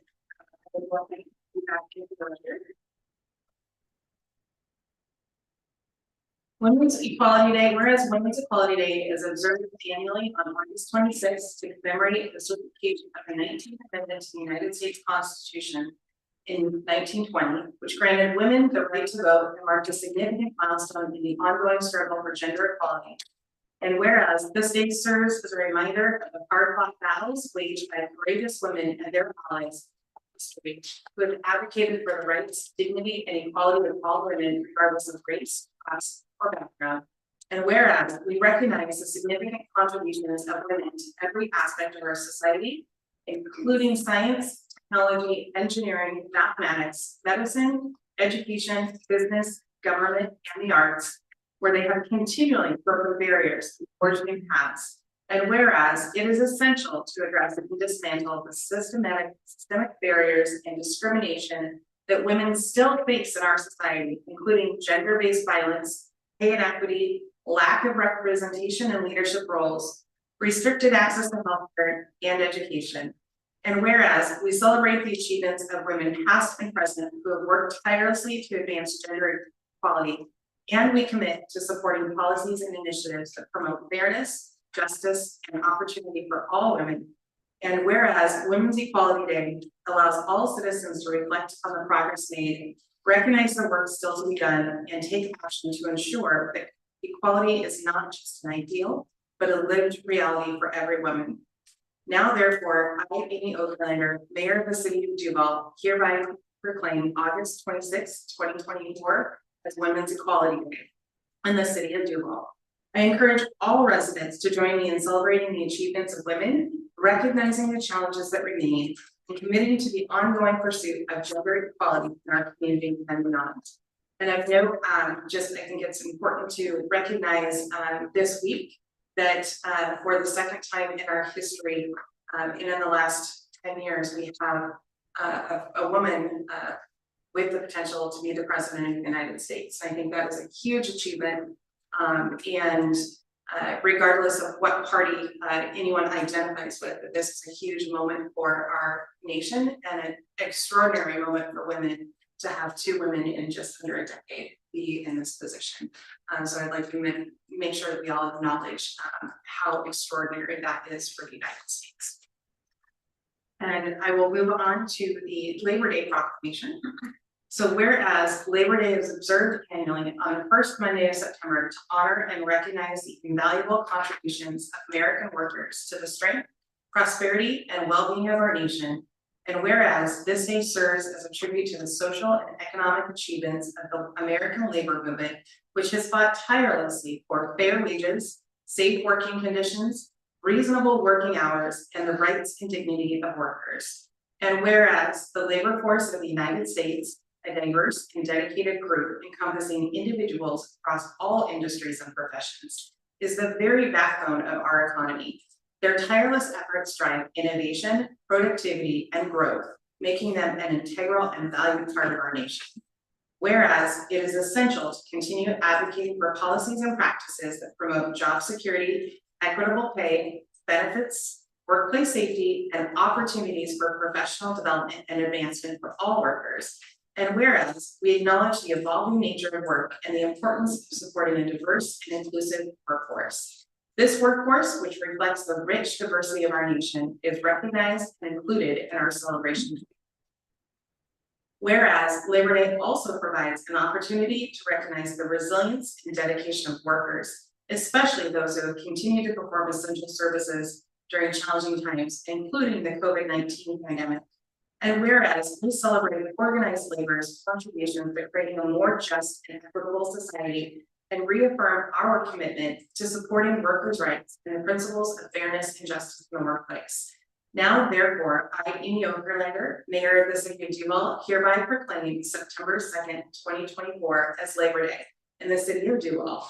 I encourage all residents to join me in honoring the hardworking individuals who contribute to our community, recognizing their achievements and supporting efforts to ensure fair and just working conditions for all.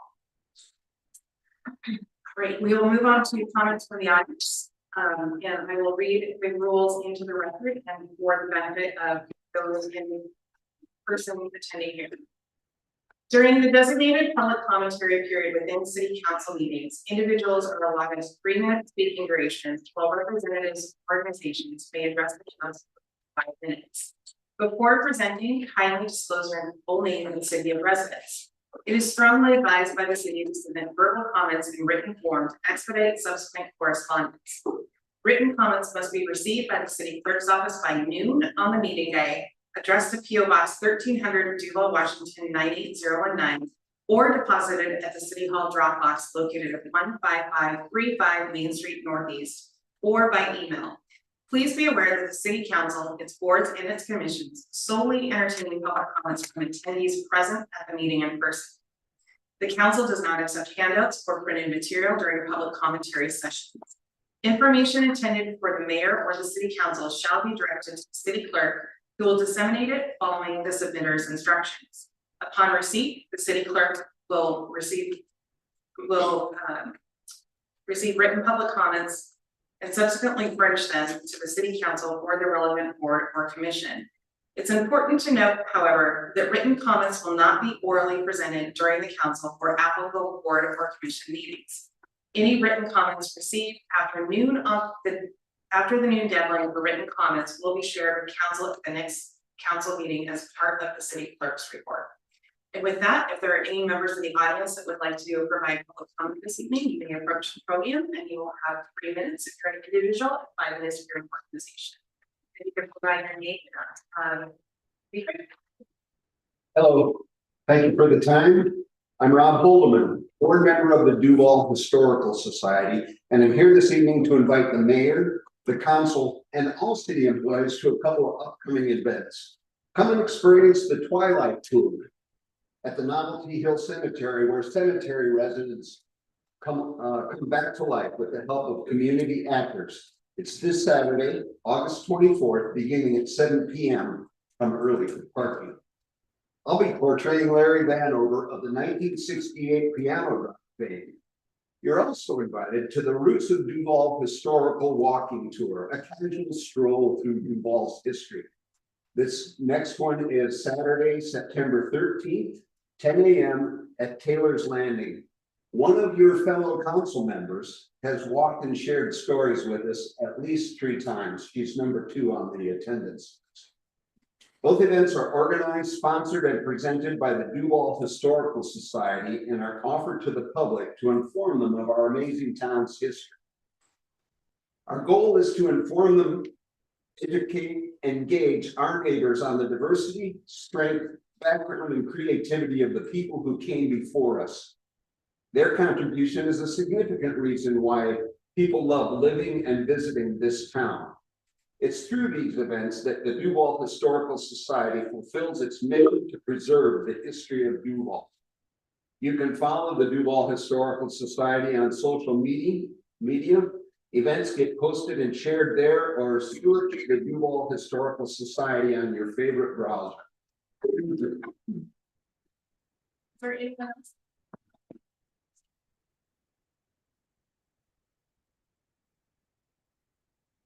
Hello, my name is Country Roni. If you have done the tour, you will know I am the Vanna to his Pat Sajak.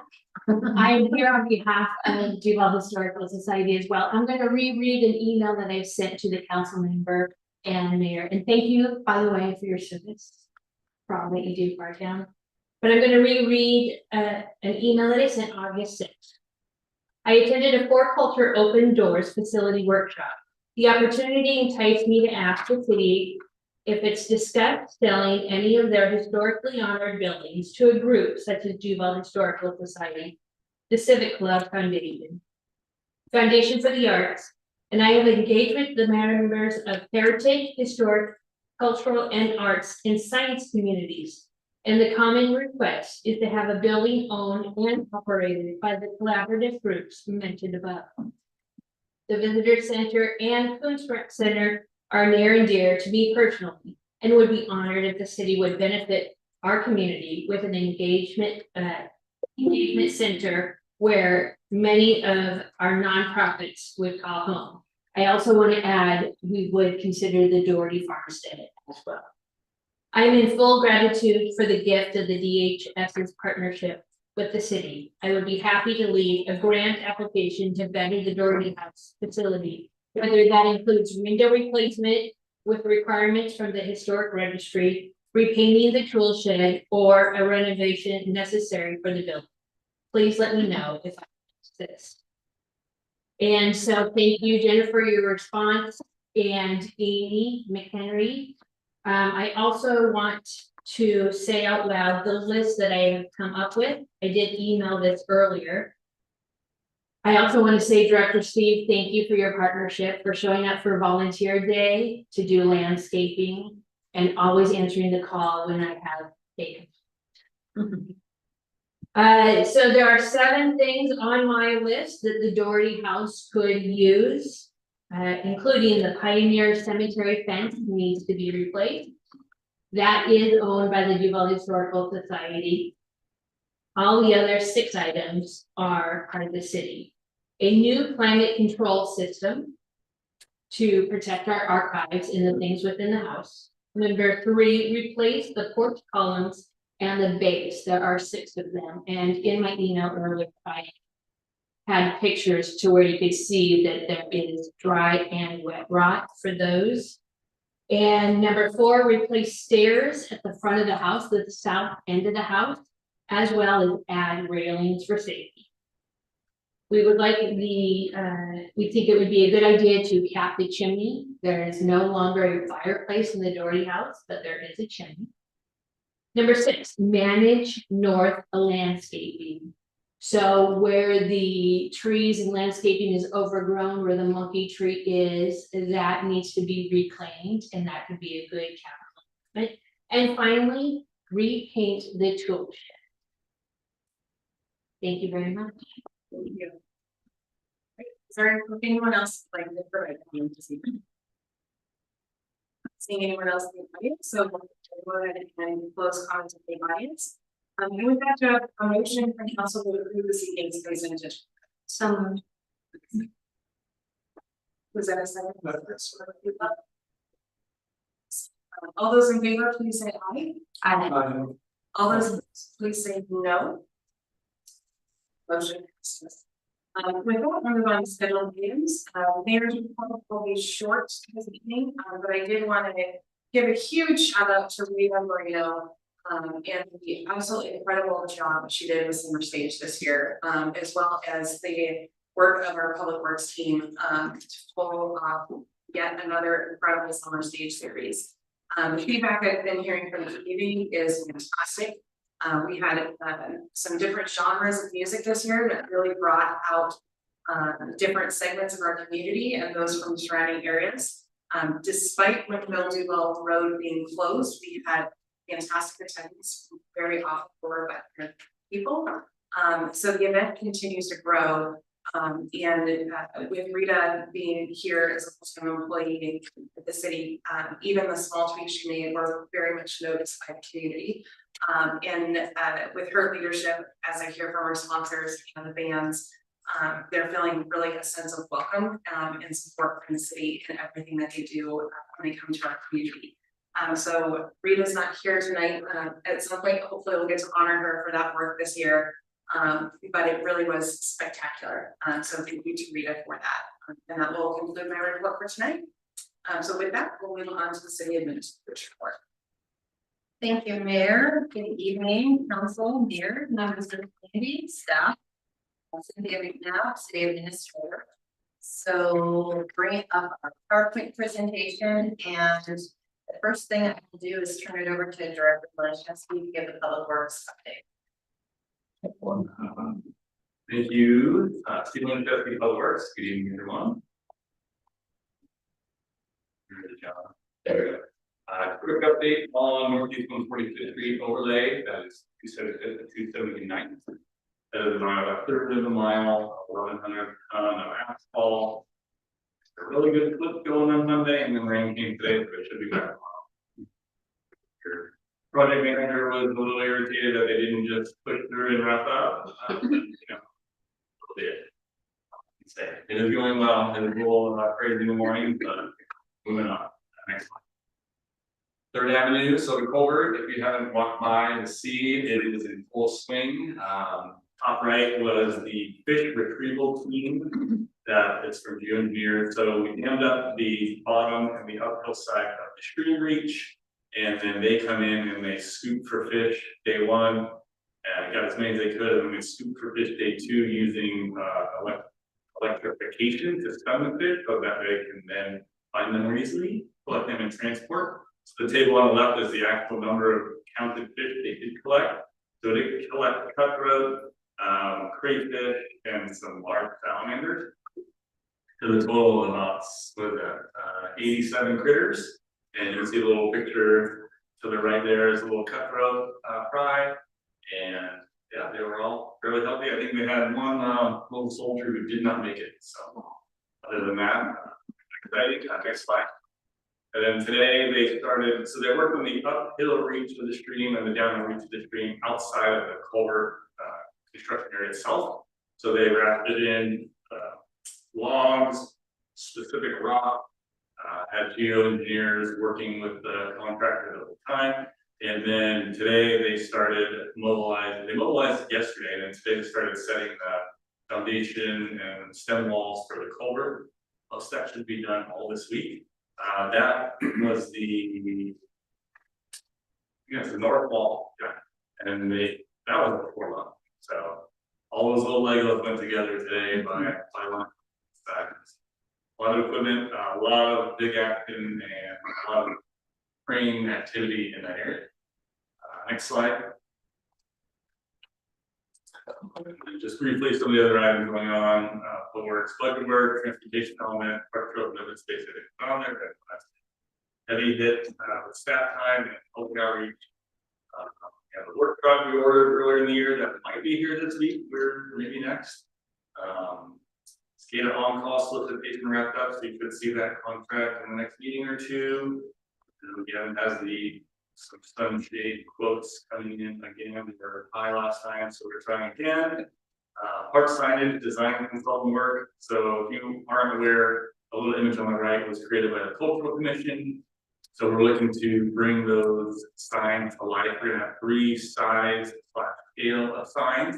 One for a pocket park, one for a neighborhood park, and for a community park. The size will differentiate obviously relative to the size of the park. Neighborhood park being big, community park being the biggest, like Big Rock. So the budget was about 50,000. We had added a couple of new large parks while we created that estimate that we didn't really include, and probably not gonna have enough, but we'll put a plan together to figure this out. And we'll let you know what the estimate is. More funds and or how to scale. Well, the sign and implement the requirement is critically necessary in town, so we want to facilitate that. Ball field schedule is complete, so we have the fall folks kicking off with soccer, baseball here and there. Stuff there now. Football is down at Toll Middle School, utilizing the actual Toll football field, so that's going to be a good experiment. Big Rock Phase 2 property acquisition, we do have an executive session later, but we're moving forward slowly, all positive progress, or as fast as you want, I think all good news. Storm system cleaning wrapped up in July, and the street sweeper will be deployed this month. Lots going on in public works. It's all the slides I have. Councilmember. Yeah, I was just curious about repaving streets. Is that on a schedule or is it needed or inspection? Yeah. How's that determined? Yeah, so we do have a transportation benefit district, TBD. Capital improvement plan, CIP, so we do have a TBD CIP. We have completed all 5 projects on our CIP, so we do need to re-up that. We evaluated all the asphalt and all the roads last year, and we need to reprogram that work for the next coming years. So we don't solicit like, hey, would you like a road paved, go here, We have a statistical analysis of the degradation of the asphalt. Weighing it on arterial, sub-access streets and all that, and then putting together a plan, and we'll bring the plan forward when we provide it. So, Yeah, I was more curious as to how you actually determine the street need. Yeah. Not true, but It is the full evaluation of the pavement condition relative to the street measure. And then Any other questions for Director Lanchewski? Okay, we will move on to Director Thomas's statement report. Good evening, Mayor and Council, Laura Thomas. Mine is not nearly as fun and trivial as public works was, but nonetheless engaging. So we are pretty busy this month. It's been a while since we've had a meeting. And so we're continuing to work on all of our long range planning items. So the Park Shelter and Open Space Plan is under, some of it's under second review, some third, some fourth, because it kind of gets piecemealed at times by a consultant. And different pieces rely on different reviews and actions. So we're working through that. We have submitted our P2S to Washington State Department of Commerce. And we also have it out to RCO as well on August 15th. So that's amazing. That's like they're gonna give us a preliminary review, make sure everything looks good, which we already know it looks good because they've already given us like preliminary comments back. So basically we'll go through what's called self-certification, but we still need to finish our official process. On August 16th, we have a draft of the SEPA, so we'll get that issued in the next week. We did have a joint meeting scheduled for last week. That was a special meeting. Unfortunately, we didn't have quorum, so we got to call it a gathering. So when you get home, take a look at your email because everybody has a homework assignment that is due on September 2nd. while we would love to be able to hold another meeting, we cannot do that because we don't have a schedule for it. And it wasn't council that didn't provide the forum, so please don't feel lectured at all, but in general. If you can't make a meeting, especially a workshop that's related to the body of work that we're doing between now, really the end of next year.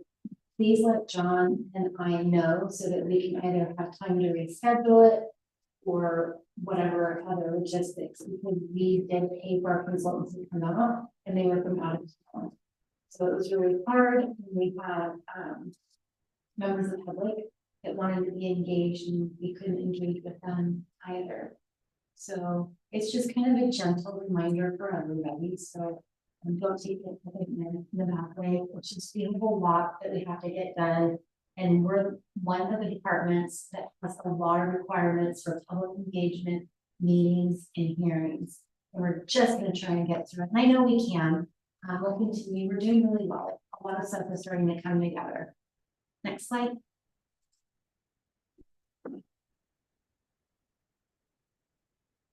So we have also pushed the first draft of the housing element. That was one of the items that we discussed last week at our gathering. And so this will be on your list of homework. In the email that I sent you and the calendar invite, I actually put the link to the video audio so you could watch that if you wanted to, plus the documents. So you don't have to go searching for anything. It's going to be right there. The capital facilities plan has definitely come along, and you definitely shout out to Chris. For the most part, it was a almost one person show, quite honestly. So cheers to you, Marissa. We've got that out for review as well. So we anticipate getting that and the Parks Trails and Open Space plan done by the end of the year. Hopefully transportation, but we might not make the end of the year on that one for a couple of other reasons. Next slide. Community development, we welcomed a new employee, Erica, and by the way, can you see she was on TV recently in July? And yes, and she is a rock hound. We're super excited to have her. She joined us on Monday and she's already a great fit. We're starting to take her around in different departments.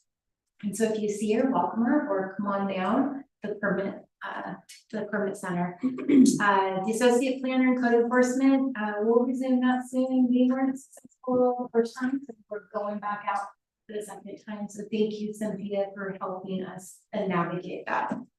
So we'll get that back out. And I'm positive there's somebody out there that wants to work for our community because we're an awesome group.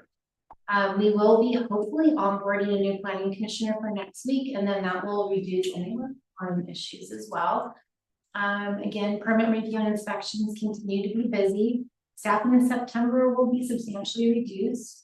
We have one of our coworkers, Manson, he has a baby boy this week. So Emmett is welcome to the world. And so he'll be out for a little bit. And then we have a 3-week vacation for one of our other members and some other stuff going on. So I will be here. So that's a great thing. Just come on down and visit me. We have an uptick, like a really huge one in email, phone, and walk-ins. I don't know if all of a sudden they really like our counter and our building or our vibe. I'm not sure, but we are definitely seeing an uptick, which is good because there's a ton of questions out there that are super easy for us to answer and engage our community on. We've already talked about that one. And that one. And next week we have a planning commission mobile workshop on 8/28. Going and visiting several sites with our planning commissioners, so like Rio Vista, Toll Brothers, 65 degrees, just to kind of watch how our policies looking out in the field. And those policies, some of them are 20 years old and some of them are only 5 years. Will be real exciting. Take some notes and share them back with notes. So thank you. Okay, we have a few updates from City Hall. So the total approximate attendance for summer stage this year was 4749. It's up from last year. Just a heads up that the next year is the 25th anniversary of summer stage in the city of Duval.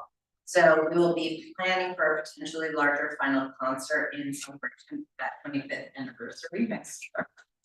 Our annual staff appreciation picnic is September 11th this year at Big Rock Ball Field from 11 to 1. If you'd like to come have lunch and attend with staff.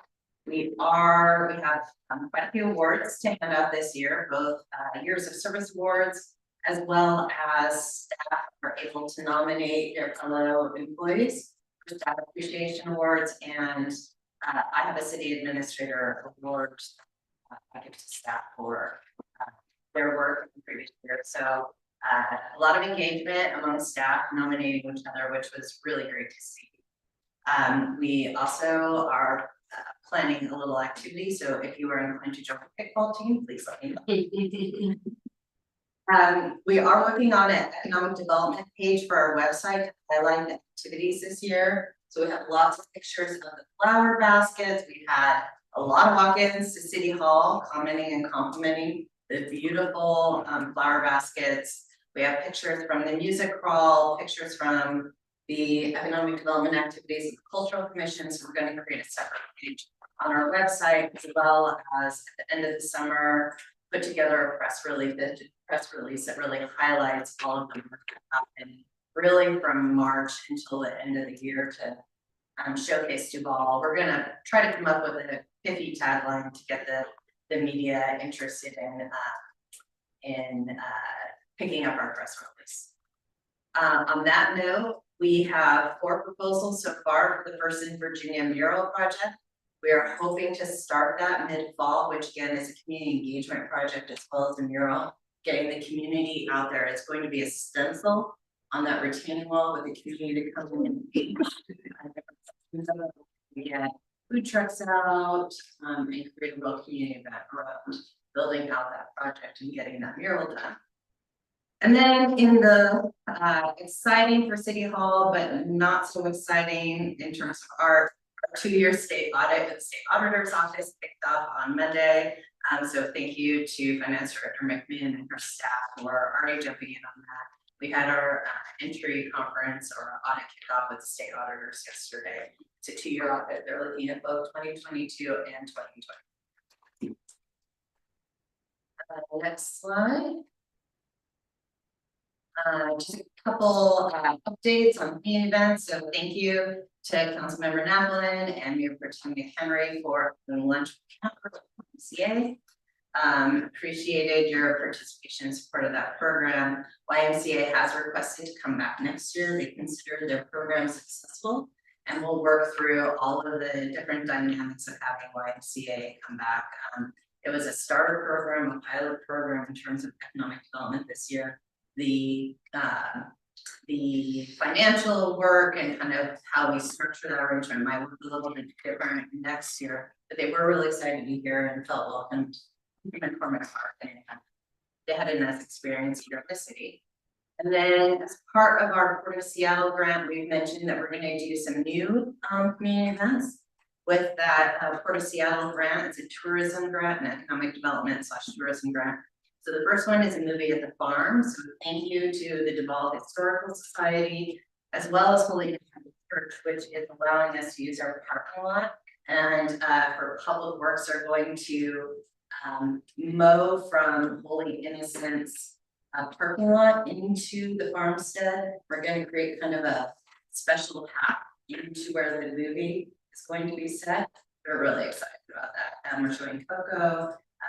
It is the Hispanic Heritage Awareness Month and Celebration Month in September, so I'm pretty excited about it. And then I have some updates on some of the fireworks feedback that we've done so far. As a reminder, we have one more farmers market interaction that we are going to do. I think it's September 12th. I was there last week collecting postcards. We did have a request of an update on where we are right now, so I want to provide that. We've received 8 public comments by email. And when I'm done with all of these activities, I'll put together a whole pack of information submitted to council. Right now, I just kind of wanted to briefly update you where you are, but you'll have all the information from the postcards, all the comments, the survey results and the public comments in one kind of package for you all to see. In at the. So the survey, so up until Thursday of last week, we had 121 responses. From the outreach the city had conducted, we had planned. Some more engagement. We don't have a timeline at the end of the survey. The survey is going to go on for as long as it needs to. And through the engagement process that we set with council about 2 months ago. Right now, we have 121 votes yes for a ban, 102 votes no for a ban on personal use fireworks. That gap closed significantly over the weekend due to a no ban message on the Duval community Facebook page. It's an independent Facebook page that's operated by a community member, with kind of a push to frame the issue in support of a, don't ban fireworks in Duval. Prior to that post, the percentage for and against was closer to 70% supporting a ban, 30% no ban. We do have some concerns about the validity of the survey, which I've shared when we initially thought about a survey. It's not a survey that is physically valid in that you have multiple responses. There's no way to enforce not having people take it multiple times, even though you're supposed to put your name. So I want to share the results, but I do want to say I'm personally concerned about how the survey is coming about, and then just seeing in a matter of 3 days this big wave of votes that were very specific on viewpoint. It just hasn't. City Administrator McNabb, can you tell us how many came in over the weekend after that post? Yeah, there was about another 120, so it doubled from what we had originally. On the postcards, so I will say that, next slide, John. I will say that postcards, we've gotten a lot of compliments on the activity, and so I want to share that first. At the summer stage concert that I went to do the postcard activity, I had several people come up that were not from Duval, so they didn't vote, didn't use a postcard, to just comment on being out in the public and putting together an activity that you don't have to put your name, and engaging is really easy. And 2 people that were there at the stage concert that I was there were from different cities and asked if they could take the cards and share with their own cities on just easy ways to engage with the community. And so folks really like it. Similarly, at the farmers market last week, I had an employee from the city of Kent come and say, oh my gosh, this is great. You're out, you're in the community. Our city doesn't do things like this. And so just really complimenting on being out in places, which was great. So it's split right down the middle. I took just a couple of the cards and put some comments on where they were. So of the cards, 30 of them that I counted today, support a ban, just took a couple out for comments. 29 do not support a ban on personal fireworks, and then there are 6 that were neutral, or use the card that says I'm neutral, but I have feedback. So that's where we are with postcard activity. Like I said, I have one more farmers market next month that I will go to do this. They're also out at City Hall. So anybody in City Hall, including yesterday, we had someone coming to pay their utility bill, and they so there they are for people to use. And I think that is it. Any questions for me?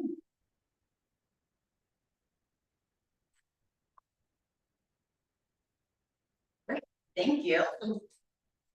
Great, thank you, City Administrator McNabb. Now moving on to council reports, and I'd like to start with Mayor Pro Tem Curry and Councilmember Mercer on their assembly report. Just really quick if I can, because I'm afraid I will forget. My only thing that I had to say personally was council chat tomorrow at Grateful Bread at 10 a.m. from 10 to 11 a.m. I'll be there. So I'm afraid if I didn't do that right now, I forget. Okay, so. Washington Collaborative Elected Leaders Institute, which we'll just it's Wasselli, right? Do they agree on that? There was a conversation about Wasselli or Wasselli, and I think it's Wasselli now. I don't know, did you, Councilmember Worcester, do you want to start, or I can kick it off, or I'm Yeah, I mean, you can sort of go into the detail, I think it was. You know, I'll just sort of touch on a level of expectations and just sort of, I know you should remember.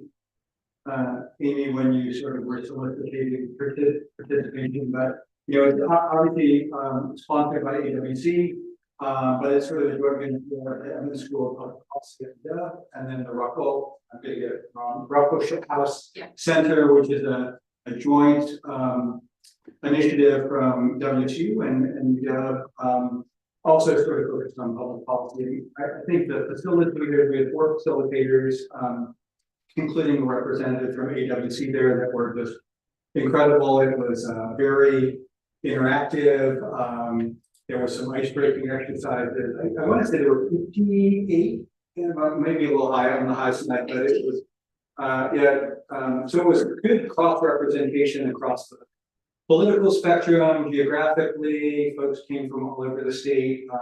There are 5 sessions, 2 that are virtual. So we'll have opportunity to meet in different places. I think 1 is here in Everett, 2 are virtual. We met at Spokane at this last one, and then there's 1 at Tri-Cities. But I just found the whole experience very engaging. I think the first thing we were all sort of, just to throw out 1 example, we did was a Lego. We had to build a city, and you were broken into teams, and we're given Legos, and we went to a board, and just how people envisioned and ideated. Not really knowing the details, there weren't a lot of rules, and then rules got applied and had to bring them all together and assemble the city. But the overarching sort of intent is to work through difficult issues, particularly in the era of polarization, sort of across both the regional, state level and nationally. And, you know, they've come up with some really innovative exercises to sort of demonstrate and build concepts. But I think the other part for me was just the opportunity to build relationships and networking, engage with mayors, other council members across the state. I just found it really intellectually stimulating, and then a little bit of social activity, but I'll sort of pause there because I don't want to sort of take away all the time. Yeah, really exciting. Yeah, I really enjoyed it. I'm excited to see what the virtual session will be like. We were talking about how great it was to be in person, and I mean, these are 50 something. I don't remember the numbers, people from all over the state, all different kinds of cities. There were mayors, council members, deputy mayors, all that. And yeah, the activities were great. I think two things in particular really popped out, but we did have that conversation. You had asked, how do we bring this back to council? Because we want to share it as we experience it, but then I think we'll be able to maybe share. And there are some tools and workflows and things that we're. Yes, like we'll be able to share more, I think, when we're all the way through it and we see how it all plays out, but there was, is it called the chaotic pathway or we'll share it at some point, but there's these circles, right? And there's chaos and there's order and there's control, and where they overlap are your opportunities for leadership, or it's management, you know, so depending on what the issue is, if there's an issue with permitting, well, that's not a leadership thing, that's a management thing, you know, so it was, there's some leadership training in there, but the focus really that came out of it was on collaboration because of what you're seeing locally. Nationally, I mean, you're just seeing a lot of polarization, people struggling to work together. I had one council member tell me, you know, the people on my council that really should be here didn't want to come, and how do we bring this back? But it's kind of that conversation. You start with the willing and you bring it all back and you just talk about it. And of course, this was too, they've talked about, this is a big experiment. This is the first time they've done it.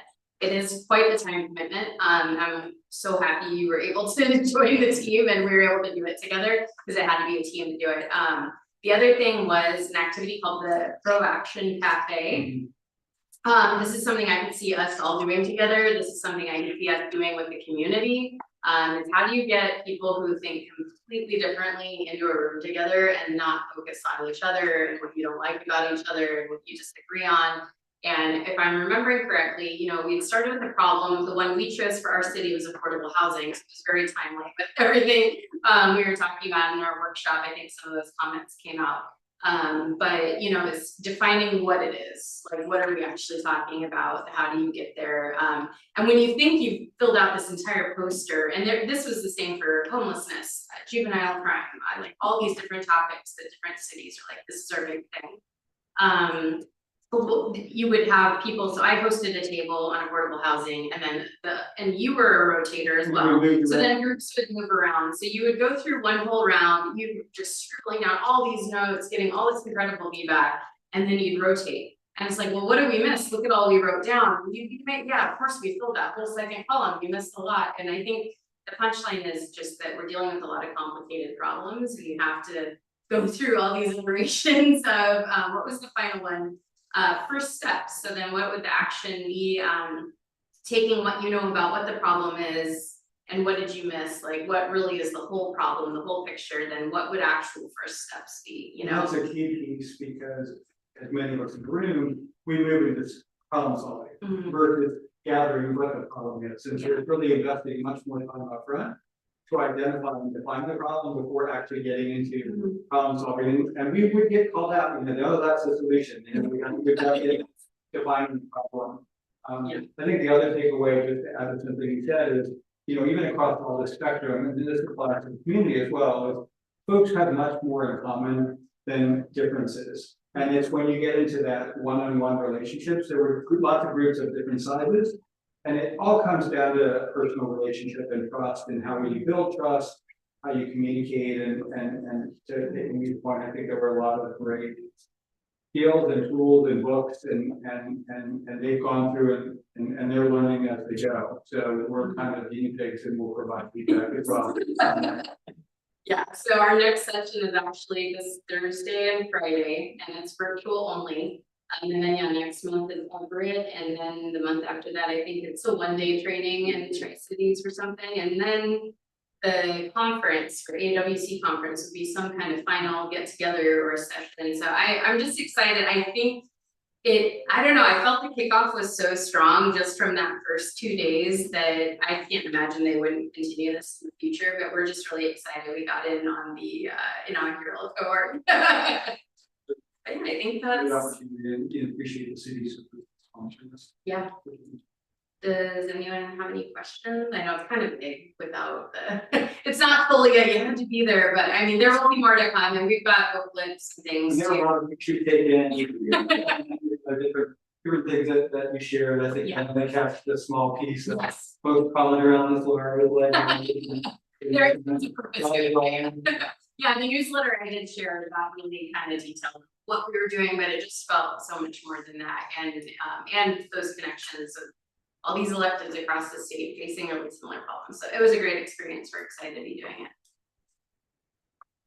I just want to say I am so thrilled that the two of you were able to do this. I know I wanted to do it as well, and the schedule wouldn't allow, and the feedback that I'm hearing from the other elected officials that are involved in the program is very similar. And it's so exciting because especially with Lieutenant Governor Denny working on civic engagement, civic discourse, and then having this training program pop up to help elected officials collaborate, learn how to work better together, and really tamp down the toxicity that exists within a lot of elected bodies is super exciting. You know, Mayor Pro Tem and City Administrator, I know I was fortunate to serve to be on a panel at AWC about the do's and don'ts of working with your staff and fellow electeds in cities, and the amount of engagement that we had during that session and after the session not only highlighted the extreme need for a program like this, but also the need for training across the state early and often, especially as new elected officials come on board to teach them the ways of the normal what used to be routine matter of business, being able to disagree without being disagreeable, and collaborate and build friendships within your elected bodies. And that's so important to getting good work done and getting progress and being efficient, and often goes underlooked in our current political environment. So I'm very excited to hear about the next sessions and what goes. Thank you very much for sharing being part of the program. Are there any other council reports this evening? Councilor Appleton? I just wanted to say how much I enjoyed the lunch. It was really fun and just, I wanted to give a shout out to Rita. I think she pulled that together with connections, just super excited they want to come back next year. They kept saying how perfect McCormick Park was for their needs, and but they actually don't plan for camp up in Monroe. So we are there, they just didn't have space to work, and so the fact that we have SIBO buildings, swimming area, they love the swimming days, they have a lifeguard coming in, to oversee that, to keep it safe. Anyway, I was just thrilled. You know, we talked about when we were not on Parks Trails and Open Space, that, you know, some cities have larger staff on recreational events, and as a small city, finding a partner like the YMCA, some of the other vendors, Skyhawks Camp. I'm really excited about that direction, because I have been hearing from constituents since before I was elected that, oh, wouldn't it be cool if we had some of these programs that, you know, City of Redmond or, you know, City of Woodville used to have a parks department each day, and then, well, I think they still, maybe technically, but they don't have a recreation. These two, and that it just brings the community together. I think there's an economic development component. I just, anyway, I just want to say, please pass that on to Rita. Just really thinking about that, and then I just, was already mentioned, we have 2 more weeks. That was a big investment that we made, and I'm just so thankful that the council approved it. We've got 2 more weeks. I was talking to Morgan Henry, and most of the other, you know, it's like competition and festivals that were going on in the city have concluded. And we have these last 2 weeks where there is not as much competition with other events in other cities, and it would just be fantastic to really, you know, get people out, so invite your friends. If you have time, come yourself. It's, the music is incredible. Like, I just can't even believe. You know, the quality of performers. So anyway, we do, because I was probably a little bit tricky. For the museum and band for the people attending. So anyway, 2 more weeks. Please, just if you want to come, invite your friends. And then I also, I don't know if everyone on council got the email, because it was a blind copy type email, but Marcia did, you know, launch a new event, and maybe everyone received it, but I'm super excited about it. And one thing that we wrote about that was especially, you know, interesting that they thought about this, is they wanted to have an event where they didn't necessarily provide food or other things, because they really want to make sure people who come to this event then go into the community to get snacks or lunch or you know, I thought it was interesting. They wanted to make sure that this was an event that would be beneficial to the locals. So that is, I didn't write down the date. And I'm like, maybe, did everyone get the email, or should I forward it? Like the email. Everyone got it? Okay, fantastic. And I'm sure we'll hear more about it. Anyone else? Great, seeing none, we'll move on to presentations. First up is the update on the utility rate study with,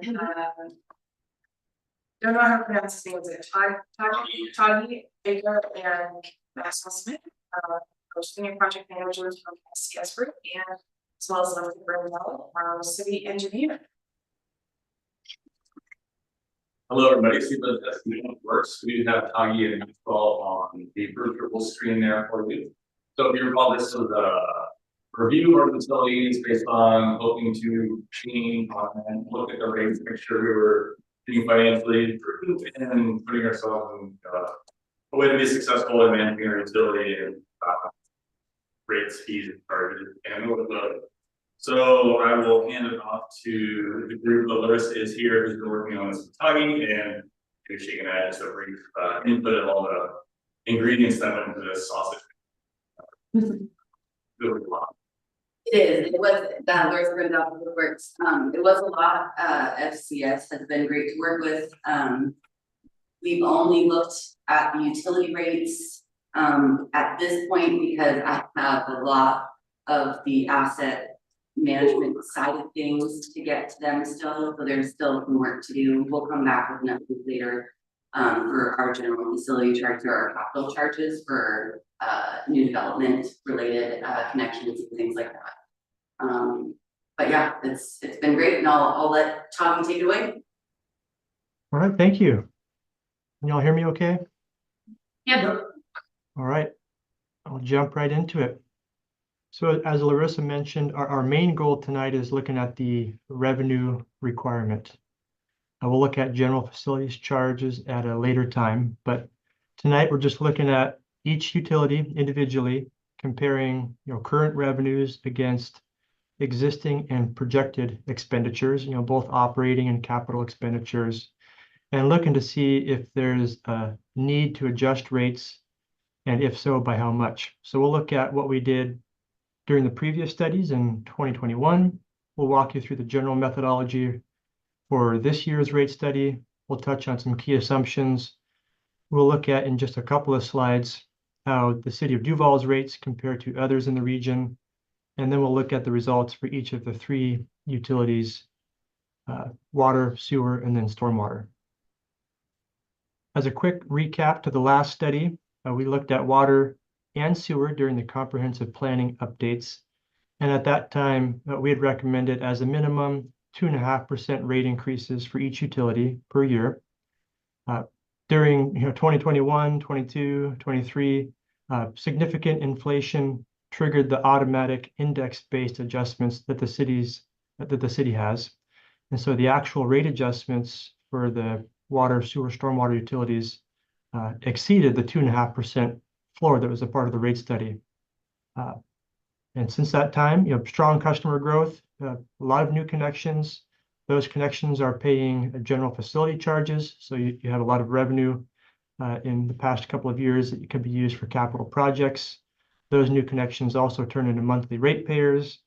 And comparing projected versus actual operating expenditures, it's looked like, to staff's credit, operating expenditures have actually increased at a slower rate than inflation. So all of that adds up to water and sewer utilities being in a pretty comfortable place in terms of cash balances and the level of rate revenues. And we'll see in the next few slides here, we'll be recommending a temporary freeze for rate increases for water and sewer. And then we'll look at what that means for the stormwater utility as well. Yes. No, there's no slide advancement. I'm not sure if you want to do that or John's doing that, but. Is my screen sharing? No. So let me stop sharing mine. Yeah, I thought it was an introduction. It says I was sharing my screen. Let me try again here.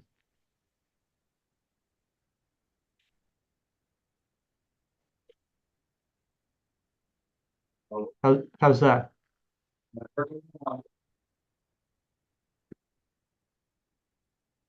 And you can recap of slides 2 through 4.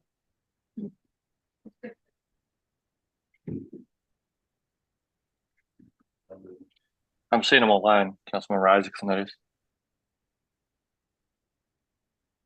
Okay, so you can see him, Mr. Isaacson? Yeah, online, I'm virtual, so I'm Okay. not in person.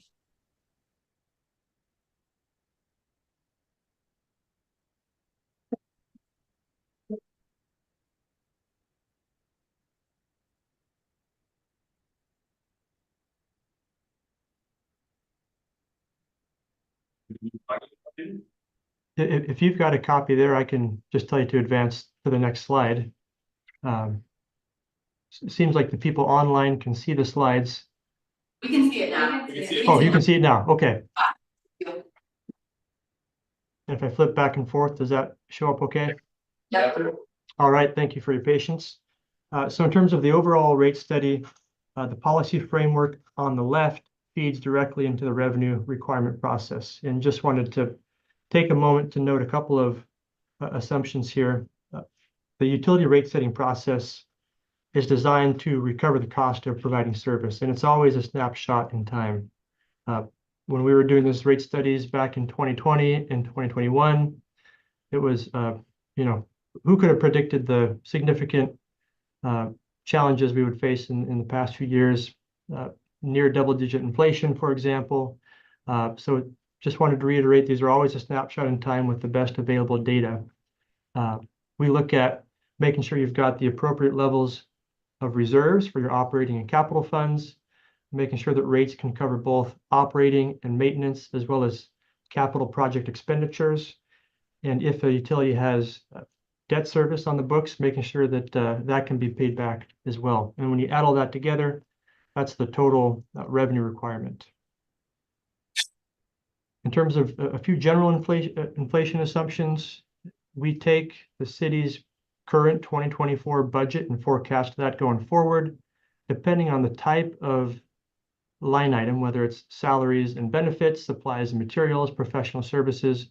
We'll increase those anywhere between 3 to 5% per year based on the historical performance of a few key consumer price index or the construction cost index as an example. Funds that you have in the bank, we're assuming earn about 4%, decreasing to about 1% over the multi-year period.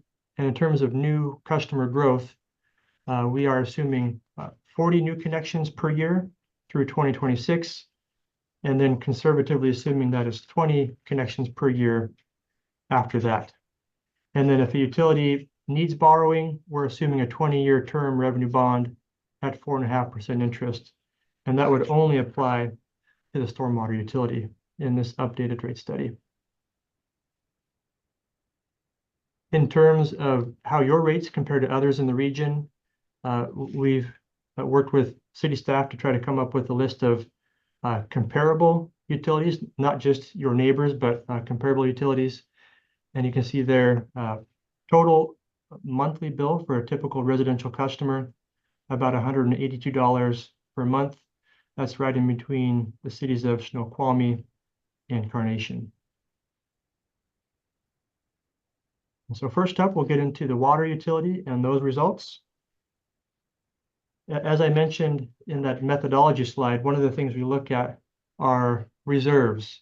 Does each utility have an appropriate level of cash in the bank, consistent with industry norms? For example, we look at both an operating reserve and a capital reserve. That operating reserve, we're checking to see if that fund has somewhere between 60 to 90 days of operating expenses. That's equivalent to about $400,000 to $600,000 for the water utility.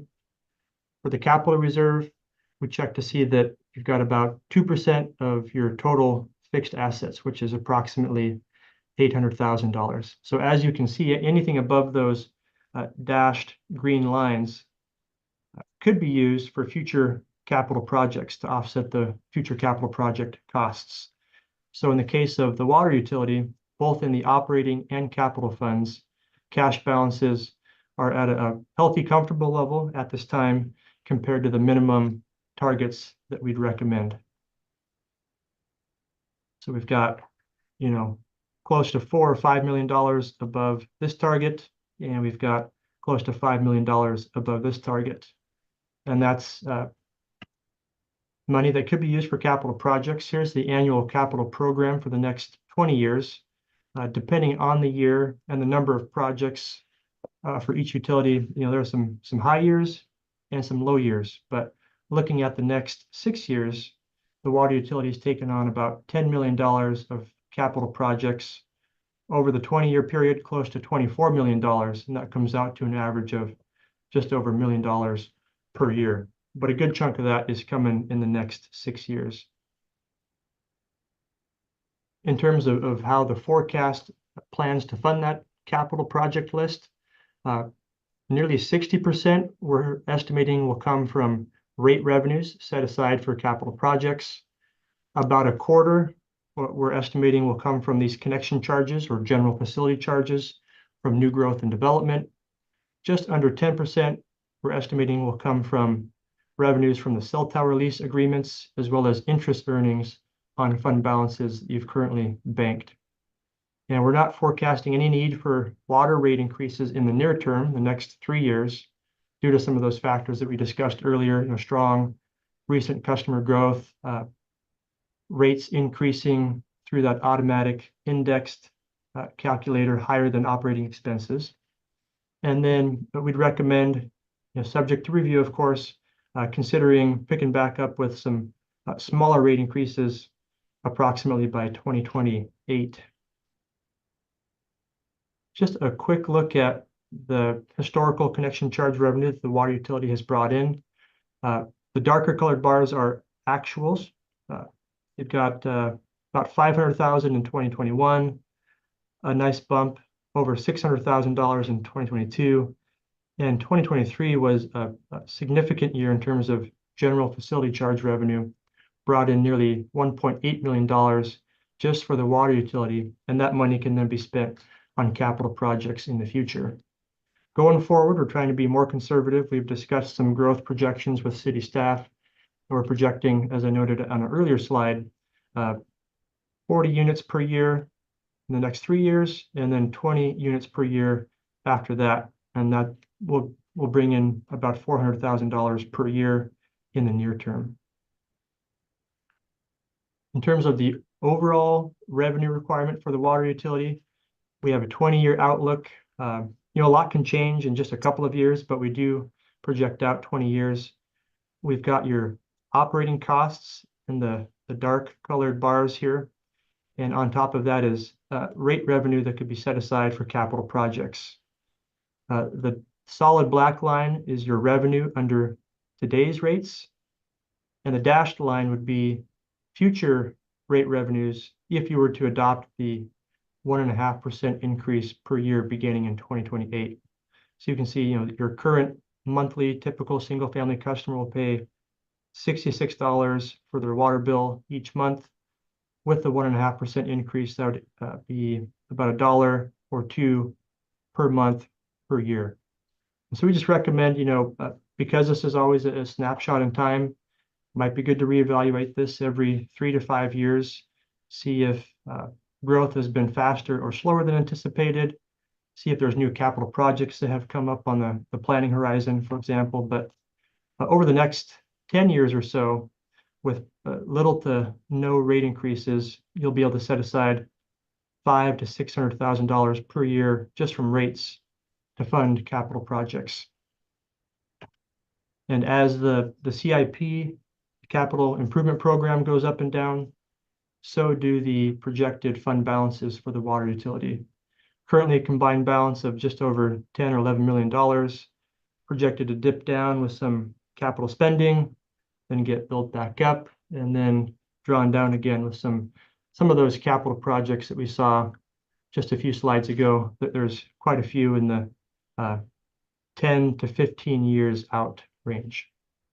We have a couple of questions, so Councilmember Ramplin and then Mercer. I guess it's just Councilmember. Can we go back I think one slide, maybe two? To the revenue versus expenses chart. Yeah, there we go. Sure.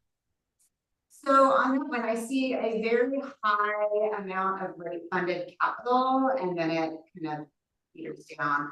I'm trying to understand why we're using so much of the rate revenue to pay for capital expenditures when we have such a huge boon of GFC money. And I also have, you know, as part of the GFC, I think we're probably underestimating the new customers and the number of GFC revenue we'll receive, because I think just, I don't know, you know, just looking at permits that have been issued where they haven't received occupancy and will become customers in the very short term.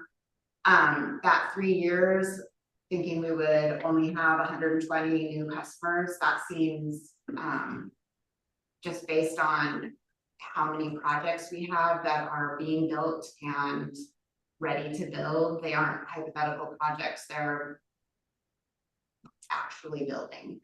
And so I'm just trying to understand those kind of two things. Where did you get that, and why are we using so much rate funded capital when GFC money can be used for anything? It's actually to pay back the existing repairs. Yeah, I think the 40 units per year is a conservative assumption. We did coordinate with city staff to kind of put that together. Even with that a conservative assumption, we're not recommending at this time any rate adjustments for the next 3 years. You know, we're saying your rates are at a pretty good level at the time being, and you might want to, you know, double check in 3 to 5 years just to see how has growth actually performed. Have expenses on the operating side increased, you know, faster than planned, for example? Are you adding new staff, for example? So the first action that I think council might make for the water utility, based on what we're seeing here, would be in 2028, which I think gives you plenty of time to observe and react to kind of how GFC revenues come in or not over the next, you know, 2 to 3 years at least. Hey, Todd, yeah, quick, can you go back to the slide of the GSC showing from 2023, please? Right, so the GSCs collected in 2023 are for permitted approval projects, new homes, those are still being built today. Right, so the big glut in that revenue is reflected at the time of permit issuance. So they issue a permit and then they build a house. So there's a lag in that rate, so Larissa has it down to like 50, 25 and 6. We're 60 so far this year. The GSC money has been accounted for those permits, but they haven't turned into rate papers yet necessarily in the counter. So there's a little bit of a mismatch. There's a lag when the difference between the capital we receive and then the utility bill, because we don't even drop the meter until they're like vertical and having plumbing and all that installed, so there's usually 8 to, depending on the flow of the builder, your lag between GSC collection and then issuing out a utility bill through a meter clock, which that shows right there. And then, yeah, we do have permits coming in for revenue in the next couple of years, but the plats, just because they look big, doesn't mean they have more than 50 units. So those units are accounted for, and we're looking at 189 to 90 a year, and then dwindling down, like probably the 40 units tiny, and then slow growth after that with infill. Right. Come out of a capital early comprehensive plan if we have other changes to consider, which is why I was mentioning, you know, this 3 to 5 year window, we should be looking at this fairly routinely, so we don't miss those big dips or big bumps and make the wrong adjustment. And just keep it meter along the way. We'd rather have small metered adjustments than big swings, and like we've just shown, like, hey, we had a big swing, so we can take a break. And then maybe I think if we got those questions answered, I don't think Tanya has any more slides for water, and then we have water super strong. I just have one more question, is like, why is it okay? If you ask for it in one interrupt, so yeah. You go. It looks like in 2024 on that slide, if you go back, it looks like the revenue in 2024 looks to be projected to be higher in 2024 than in 2025. And I'm just trying to understand, if we're adding so many more new customers and keeping rates the same, why you would be predicting less revenue next year? That's a good question. That dip you see here in the line is due to water hookup fees that are being projected for 2024, but at the lower growth rate going forward. The hookup fees, which are different than the GFCs, the hookup fees are for the actual, you know, physical connection to the water system. We're projecting just at a lower level going forward, so that is the decrease there. Any other questions for everyone? I think we can keep going. Thank you. Okay. Up next is the sewer utility. In many ways, a similar story compared to the water utility. You've got a slightly different reserve, 45 to 60 days for the sewer utility, simply because a lot of the water utility revenue can go up or down during a hot, dry summer or a cooler, wetter summer. So not as big of a reserve is needed for the sewer utility, more of that revenue coming from fixed charges than the water utility. But all in all, both the operating fund on the left and the capital fund on the right balances exceed the the minimum targets, and so that's cash that can be used for capital projects. Sewer utility CIP looks a lot different than the water utility CIP. It's front-loaded. There's a particularly couple of large projects in 2024 down at the treatment plant, some infiltration and inflow projects, and the engineering improvement center project. After those projects, it's fairly steady, kind of just below or just above $1 million per year. In total, about $32 million over the 20-year period. But just looking at the next 6 years, that'd be about $15 million of capital projects. Despite that big upfront capital spending in 2024, again, we're not forecasting any need for rate increases the next 3 years. Similar story as to water. We're projecting nearly 2/3 of the sewer CIP could be cash funded through existing reserves or new rate revenue set aside for capital projects, and then about 1/3 funded through connection charges, which is new growth and development. Again, a different scale, but just like the water utility, there was a couple of years that were building up, and then 2023 bringing in nearly $3 million of GFC revenue that is deposited directly into the sewer capital fund to be used for sewer capital projects. And again, we're trying to assume a little more conservative growth in the near term at 40 and 20 units per year throughout the rest of the forecast. And similar picture here, typical customer pays about $91 per month for sewer utility bill. You see making up that total charge, operating and maintenance costs. There's some debt service coming off the books in the next couple of years. And then the rest is rate funded capital, setting aside about $1 million per year between now and the end of 2033. And just like water, we're recommending holding rates flat for the next 3 years, maybe really reevaluating at that 3 to 5 year mark, perhaps beginning to pick up some gentle rate increases beginning in 2028. But again, wanting to take a look at where you're at, how growth comes in or not, if there's new capital projects that come onto the horizon that we don't have in the current 20-year planning period. All those things can change this picture in the next 5 or 6 years. We do show, with the projects we have identified, even with those 1.5% rate increases, some growing fund balances. So that's why we're recommending kind of in this period, taking another look at the rates to see, is a further freeze warranted? Are there new expenditures that we weren't anticipating? Just to make sure that those balances don't get too big without a planned use.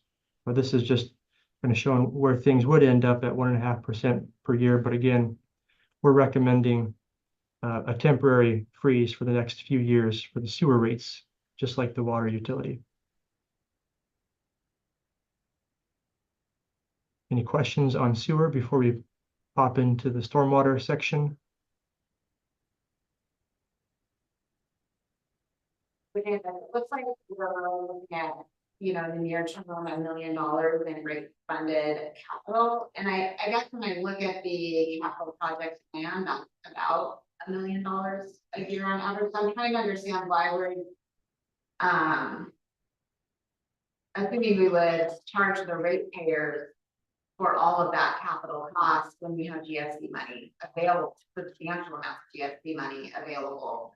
I know we already have rates so high, but I guess I'm just understanding what justifies us keeping our rates so high to the ratepayer when we have such an abundance. I struggle with that. Yeah, looking back at the capital plan, it's about $1.6 million per year on average. The 2024 spending will really draw down reserves in 2024. And if some of those projects get pushed slightly into 2025, the same story would hold. But ongoing, a lot of these projects out here are more your programmatic repair and replacement, I&I, inflow, infiltration type projects, they're not the big wastewater treatment plant projects, but your concerns are certainly warranted and at your current rates, and you got there the last couple of years by applying some inflationary type adjustments. That's why we're recommending a hold for the next few years to see how things play out.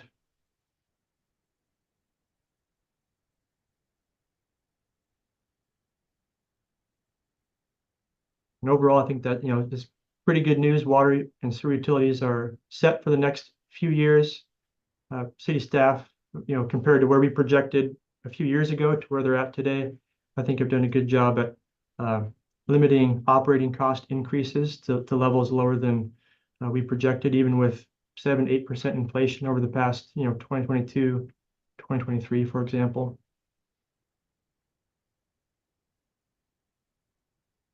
So those are the utilities that we're looking at for a temporary hold on rates. The stormwater utility, we're looking at a little bit of a different story.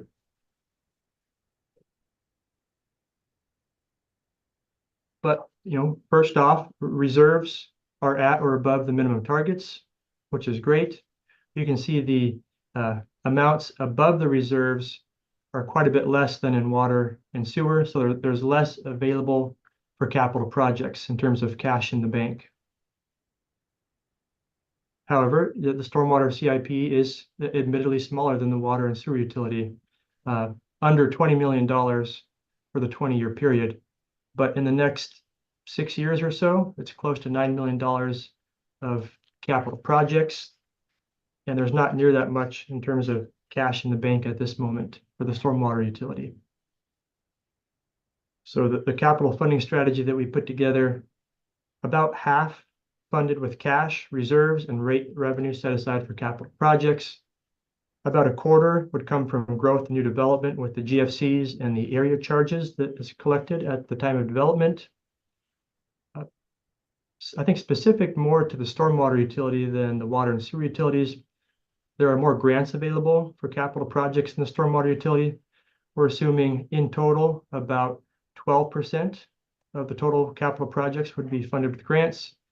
And then we are projecting some borrowing, not in the near term, but towards the end of the 2020s and the early 2030s, some fairly limited amounts of borrowing.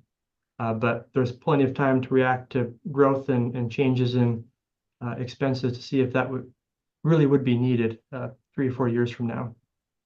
And while we had water and sewer at 0%, we are forecasting 12% increases for the stormwater utility.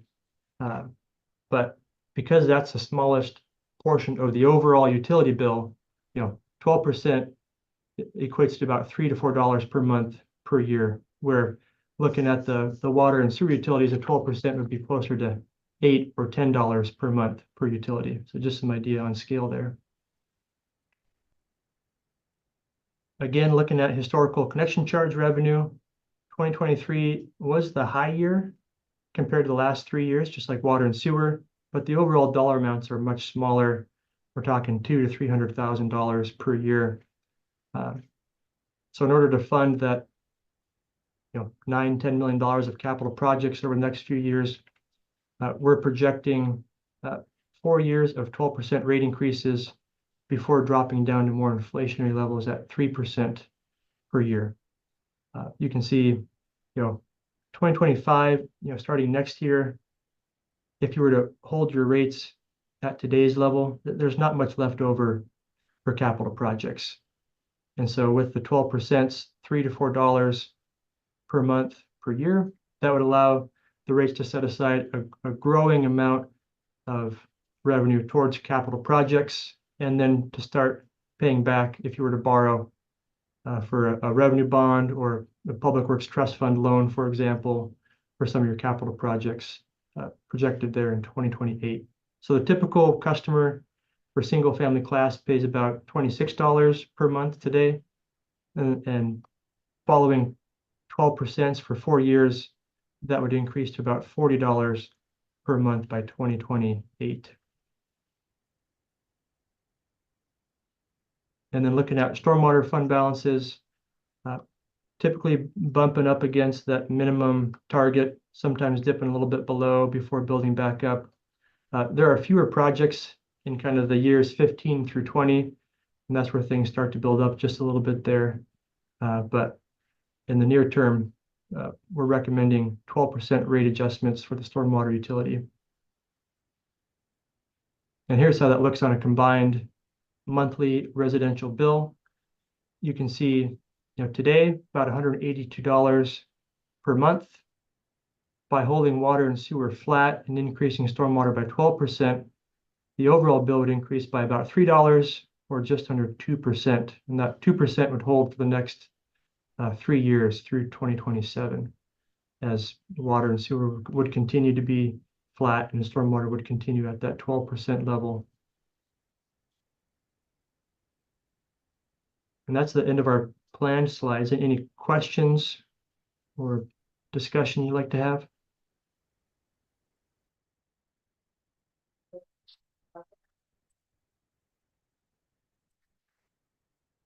Thanks for the presentation. I have a question. I don't know if it was forwarded to you at all, but I had shared some information with the rest of council and asked that you shared with this, the team working on the rate study. Because I know we were going to do a deeper dive into stormwater because we haven't done kind of a full, necessarily of all of that. And so I think that was part of the rate study, is kind of doing a deeper dive on stormwater. Is that right? So it was looking at our 2017 project list and kind of calculating those costs, those project costs. Okay. But it wasn't looking at like new projects, or It's just looking at what was happening Okay. existing from an older plan that needs to be updated. So about the stormwater, it seems like in the past we've received grant funding to do a lot of our stormwater projects. So are we expecting that money is strong enough, or is So, Laura Brenda Public Works. So not trying not to know, we have heavily had to rely on grant revenue to complete any stormwater related projects at all. And we actually, the culvert, using our flood control district monies that we've saved for a really long time, because we just rolling them over because we haven't had enough to fund the whole project. Is that Third Avenue culvert is a really big one right now. You know that. Stormwater retrofit that we actually did was wood. And that was a really long time ago. And with our 2017 plan, we identified 5 existing facilities that need retrofit for water quality and detention. We're trying to get more capacity to limit erosion and stuff like that. And we just haven't had the opportunity to do any projects because we just don't have the money, to be quite honest. Okay. And it's, going after grants.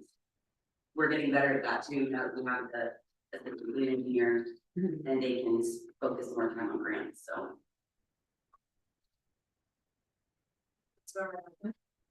I got sidetracked with that question. So the email that I sent out was actually kind of an innovative approach that other cities have taken on considering the urban tree canopy as part of our stormwater system, since it can prevent a lot of water from ending up flying down the hill into the river as the trees pull it up in the canopy and suck it up to the ground.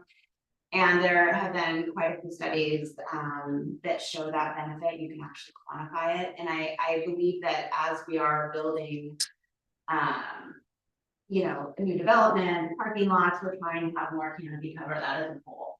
And as part of that, ensuring that those policies actually pay off to the stormwater benefit.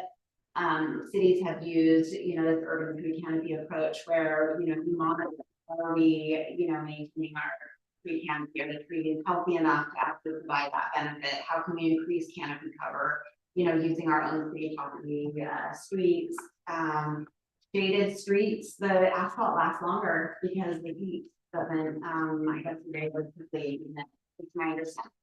So anyway, an approach that they have, because they've been able to quantify the stormwater benefit of the urban tree. The, like City of Snoqualmie, for example, has brought in, the urban, forestry, as kind of a joint stormwater department, and they utilize stormwater revenue to partially fund, you know, an arborist, someone to monitor to make sure that all of the policies we have, to provide trees that provide stormwater benefit are actually panning out, and we're doing the best we can. I mean, one example, you look at the Safeway parking lot, they put trees in there. Those trees are about the same size as when they were planted, and most of them are almost dead. And there's really no shade. It's 1,000 degrees on a hot day, at Safeway parking lot, because the tree can't even actually ferment anything. It's died. And so anyway, I think that's really important. Our community again and again has said that that is such a priority for them. We're losing a lot of our tree canopy due to development and, you know, just trimming that's been necessary next to roads, because we've built kind of narrow roads with narrow planting strips, and then the trees become a nuisance, and then we trim them and we're not getting the benefit. I could go on and on about this project because I'm pretty passionate about it, and I think the community is as well. So, long story short, could we allocate even a small portion of our stormwater revenue to having an arborist available to help us with our street trees, our monitoring our programs, all of that other thing? It's definitely something. City of Snoqualmie, there's another city that they showed as an example. I can't remember which one it was, but I don't know. I sent the information. Is that something that this council, this body, or even staff would be supportive of bringing in that under? So there's nothing in our stormwater program that says we're gonna be serving forestry management arm of the city. City can do whatever it wants, understanding where it can operate. I don't see an issue with operating from my group. There are things that do occur between streets and part of the storm relative to tree and existing management of the park, road. We do have an arborist on call. We do arborist on call, same company as so we have provided bringing in the arborist to the crew. He will be with the crew, go over tree management, how to prune, when to prune, a little bit of training, and then of course a little bit of doing. We have that, but none of that is really programmed into the storm fund. Currently. I don't know that is there is an issue that can't, but to just share the numbers, if he's, you know, trying to go against 12% now, every $100,000 is about 8% more to add more stuff. We're doing the minimum to get by to maintain our national permit compliance and do the best we can with the past. So that said, I don't know that there's money to shuffle, but I don't know that we're certainly open. We recall we had a stormwater coordinator budgeted in the last budget cycle that we couldn't hire, so we just kind of ditched it. We have an assistant city engineer helping out. We are putting that back in the goal over 25-6. Some of that work obviously is going to be part of the system, not just storm, but also the canopy and what that includes. And I know Larissa is logging on if you want that, but yeah, there is nothing. We do have a new permit requirement to evaluate tree canopy and monitoring, and we're going to partner with, I can't remember the name of the group that does it, but it does it for multiple jurisdictions, and so we're jumping into that. And it also, I think there is also a planning, something that we have to do with the planning department. So the planning department and public works are gonna partner on this urban forestry thing. So it's kind of baked into there, but not separately called out as a thing. I get, my concern is if we don't have a funding mechanism, it's something that could just go away when it's not, you know, sometimes that happens if there isn't a very specific spot where the funding belongs. So that's my concern why I'm bringing it up. That's my first point. Yeah, it's kind of it was perfectly timed to have the workman stuff coming, but not having to come here and say, like, One big issue, I know some of you who have been around long enough, we put things in the budget that we don't get to. So we don't have the staff to do the basics of what we're doing, like we have, how many contracts left right now with 2 project managers working on them, 100% plus capacity. We have so much more work we could deploy and the funding to do the work, but just the log jam and workload management and staff. So we are hopefully prepared to present more and do more, but again, we are limited in capacity. It was not on the realm of a good idea.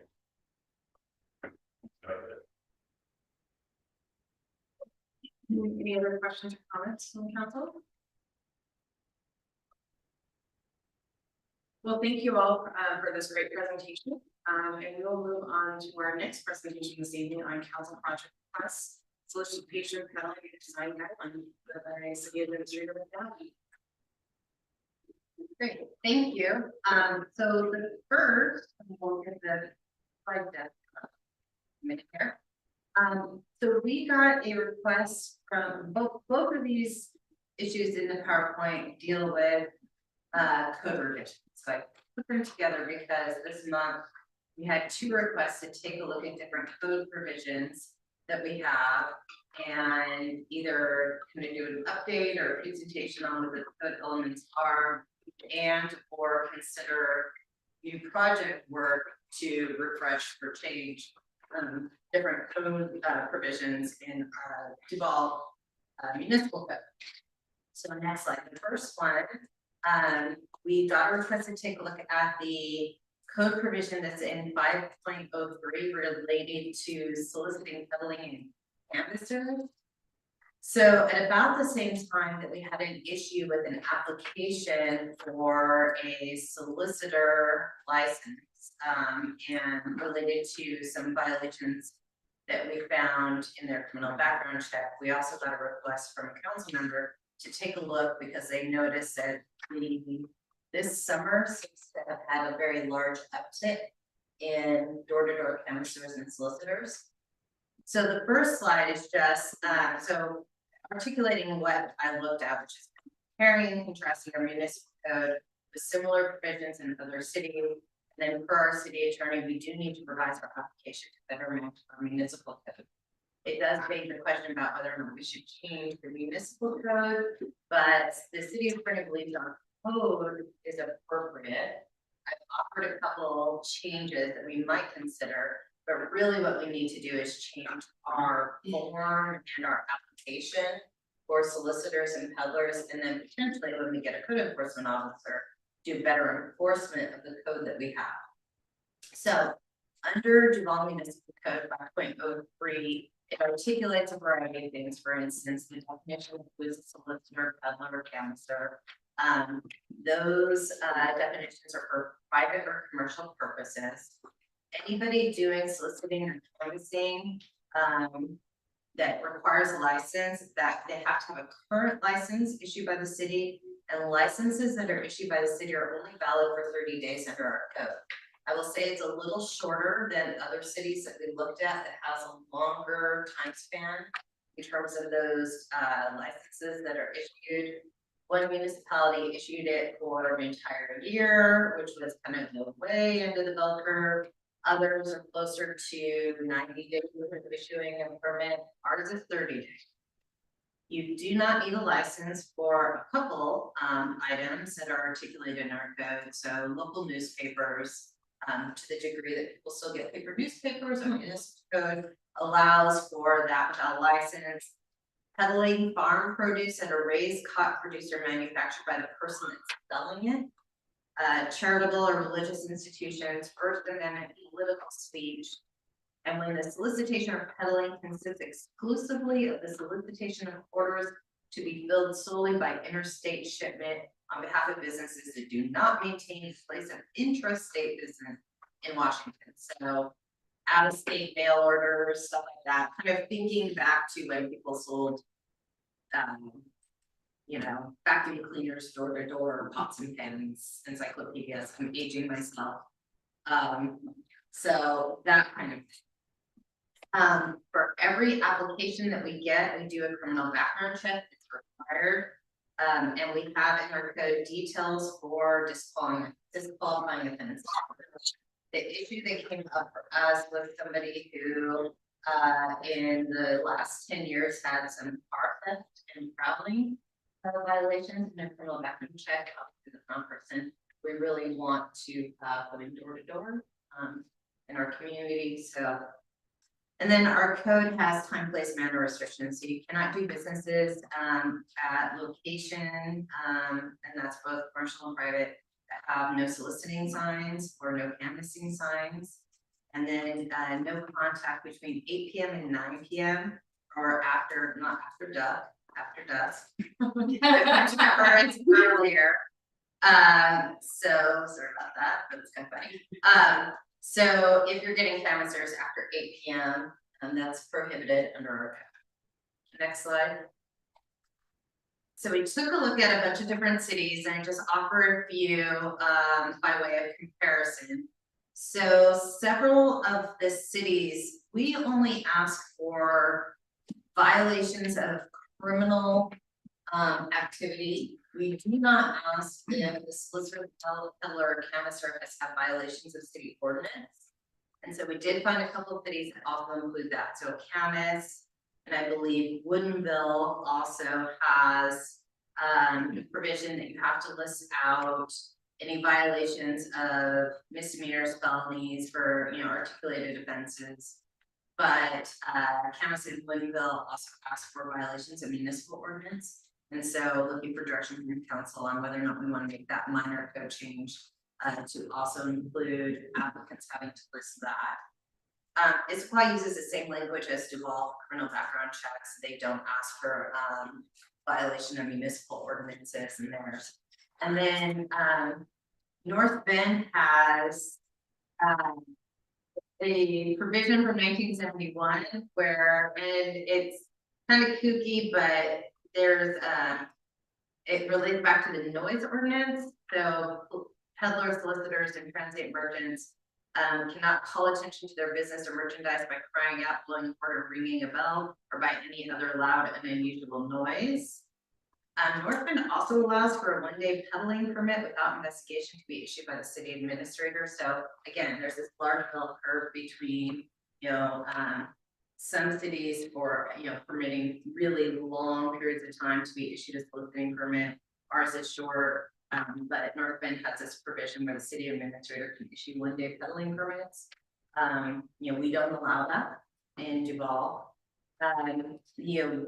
The place where I think there's a lot of opportunity here is to mirror, which is not required in a code change, is to mirror the way Woodinville approaches their application, which is an open-ended question. Please list everything that we would check: criminal background and municipal code of ordinance, and then you would relate back to the code. And our code provides that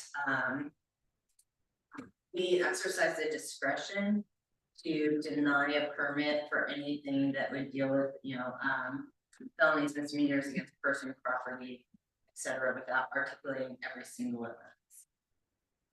So that's what I have for you today. Open for discussion on this issue, on how or what kinds of changes you might all want to see. If you're okay with where the codes are, you can think about it. And just kind of an update on what our code provides and how we might make some changes. Just the feedback on the one about civil code violations. I think my question to that would be, how easy is that to check? I mean, like staff wise, is it as easy as, the other things you're already checking for? Would that add too much time?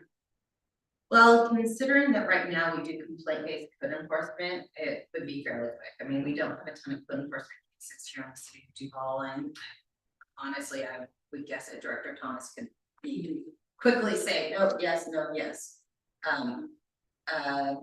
So I would say once we get a code enforcement officer, there probably will be a little more activity, but we would then also create a database for tracking that. So I don't think it would add too much work, just because we don't have time here in the city of Duval.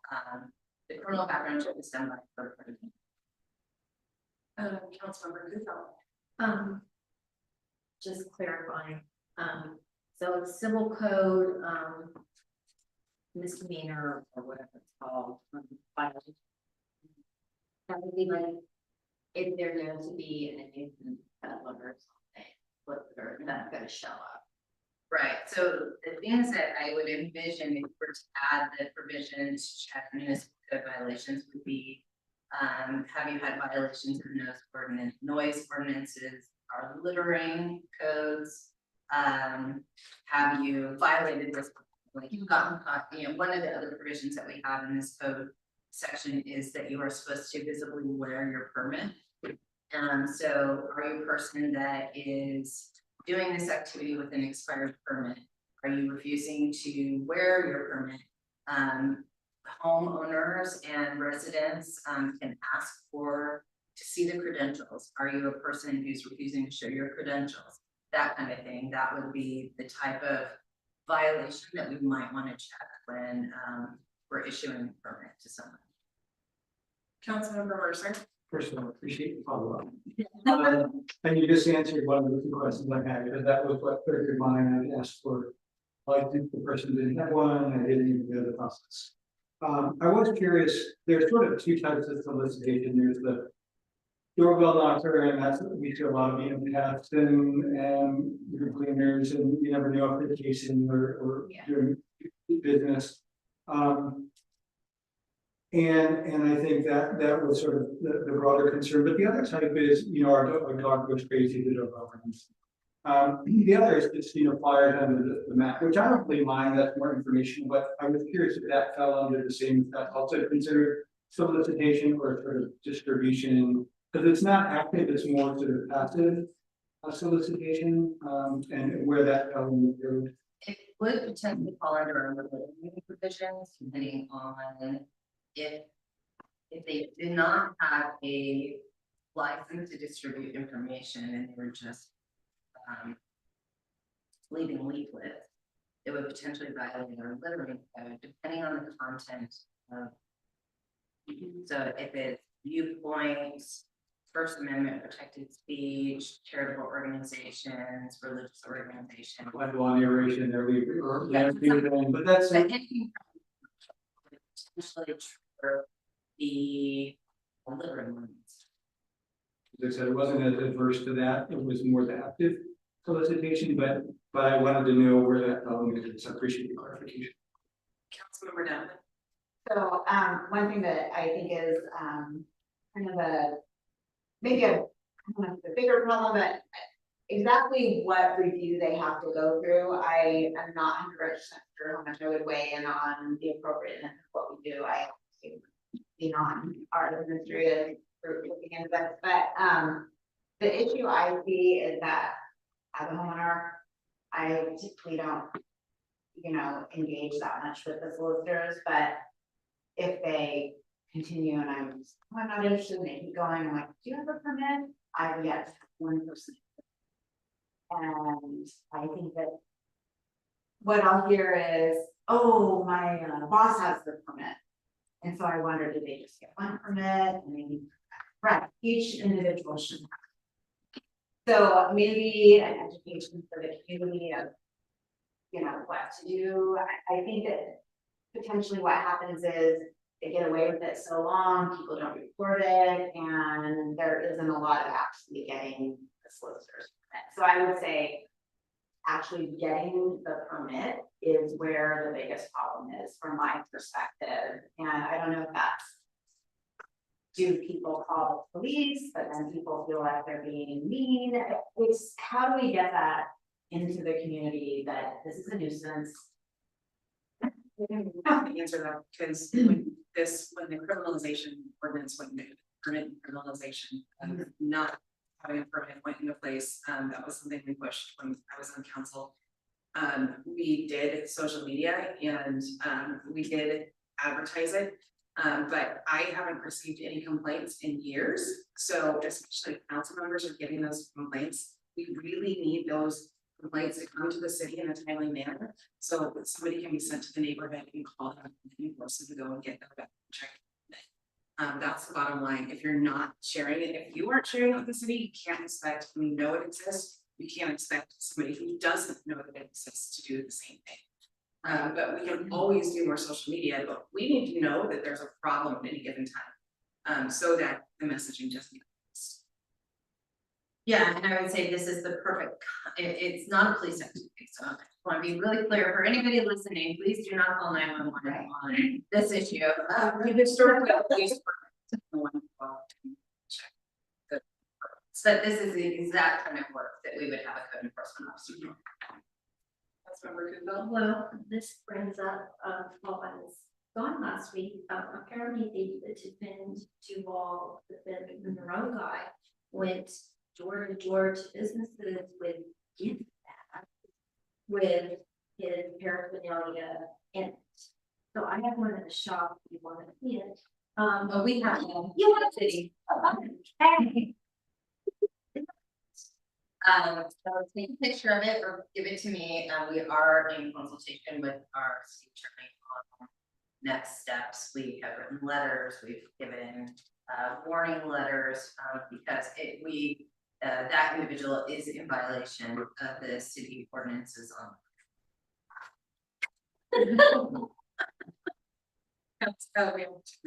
So I have two questions about what would be allowed and if it was something that we could change, or maybe there is already a piece in there and it's just more the enforcement part that will happen more in the future. One is, you know, the actual permit they have, if not already required to turn it back in, or if it's not being issued one again, if we could look at that, because I know a couple years ago, someone had one and it had the public works director's name on it. It was not a public works director, it was like one before, you know.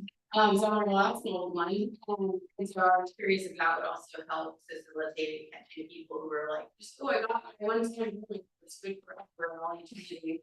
And then the other part, curious about the time allowed for people soliciting. Is there any thought or language about where the location of the point of contact is? Because in the summertime, when it stays light out longer, we're all out in the cul-de-sac. Kids are out riding their bikes and stuff, you know, and people are walking around and start talking to your kids in the cul-de-sac. I'm not a fan of that. So I'll happily go out and talk to them then. But is there any language about, is that considered soliciting if they don't bring it up, or does it have to be on the doorstep? I know there's some legal terms around distance or things like that, but I'm just curious if that had been addressed or thought about as well. Don't recall seeing that in the municipal code. We have our city attorney on. Let's see. Oscar, do you know? I can't recall that our municipal code has anything about doorstep versus sidewalk. I don't think that's. I don't think it goes into that level of detail. I think that the regulations are premised on the idea of going door to door and doesn't really contemplate the idea, which does happen in the summertime, where you could have to interact with the solicitor when you're working in your front yard or something like that. Yeah, especially because there are provisions that say if you have a no solicitation sign, that there's a prohibition then in approaching that home. But you wouldn't necessarily have that in the, you know, open part of your cul-de-sac or on the sidewalk. And that was my only other question. I think, because I think there is an hours, you know, within these sections that are. A couple of my neighbors do have the signs, they're typically at the end of the driveway. Same reporting mechanism for enforcement, that would still be similar to not having a permit, that would just be sort of ignored. And I know other things, the Girl Scouts, all those other things are covered under the nonprofit. And so those are fine, but it's, I think that we had a couple of neighbors who like, they just sort of asked, like, out of line, you know, you just walk right by, but they had asked, and it would be the same thing, they would just call city hall. Yeah, and we can, one thing we can do in addition to changing the application, which again doesn't require any code revision, is put together an informational campaign on, if you see this, please report these activities, so that we can get a sense of how big of a problem It is, and I would say it's a minimal amount of money, but we also generate revenue from issuing these licenses. And conversely, it costs us money to run a criminal background check, so we wanna make sure that, you know, this is a program that we're tracking and we're tracking all the costs. And I think people are, particularly in the summer, you know, doors are open, people don't, you close the doors, or dogs are out, and you know, you run the potential risk of your dog sort of going, you know, so there's a lot of different factors. We keep looking into.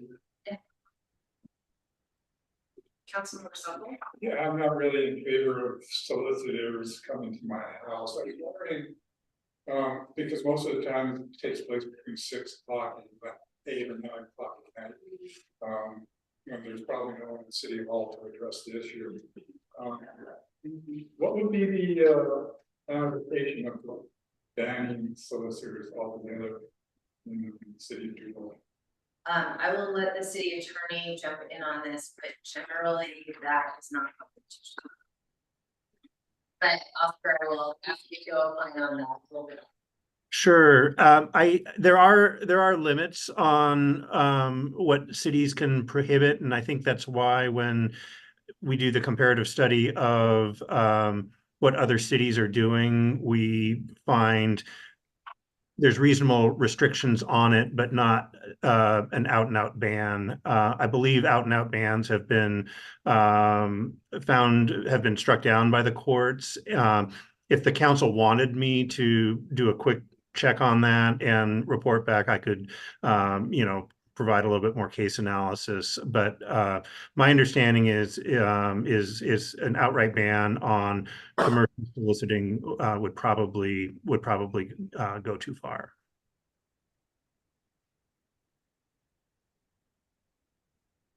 Okay, so next slide, and I'm going to turn this one over with your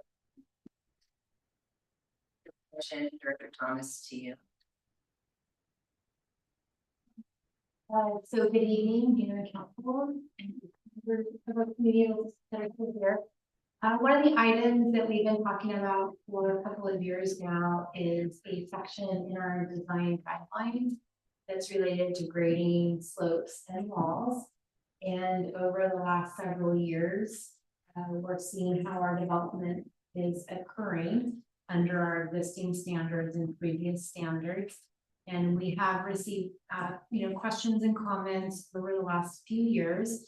And so we have been asked to come back and talk about this specific section and whether or not council wants to provide direction to update.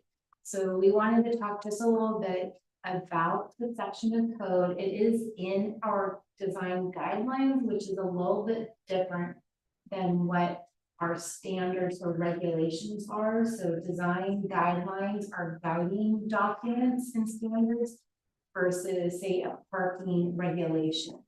And so there is a lot more flexibility within the design guidelines, and we have embedded our grading and our wall standards within this. The section allows for quite a bit of administrative flexibility, but it takes, it's a team effort, and it's really with the public works director and myself and even our city engineer. And so anytime a project comes in where they're seeking a clearing and grading as a portion of their project, we take a look at those, and oftentimes, if not most projects, require some sort of departure for clearing and grading. A lot of the sites that we have remaining within our community are either infill development or have steep slopes, trees, other environmental constraints, and we're trying to do a lot on pretty small pieces of land given our zoning designations and our other standards. In general, we look for a 4-foot wall or terrace, so you can see some of the illustrations. These are directly out of our design guidelines. And so on the top, you'll see that terracing approach from one street to another and potentially into a neighborhood or even a parking lot. The figure below is something that we encourage and or can require, which is daylight basements and tuck under garages, to help kind of soften some of the grades. And you'll see quite a bit of that out there pretty much for the last decade of development. The lower illustration is the approach that we like to see, which is 2 4-foot walls, maximum for every 100 feet. You go across a project with landscaping. Oftentimes we'll allow more if there is a lot of grade on site. Sometimes we'll go with one taller wall than with landscape at the bottom. Visible walls should be rockeries or keystone or textured. For the most part, we don't allow other types of walls. As an example, ecology block walls, especially within the public realm. To the extent feasible, walls are to be located on property lines, which I think can also be potentially challenging when you're bringing one neighborhood to the next. It can look like a really hard line.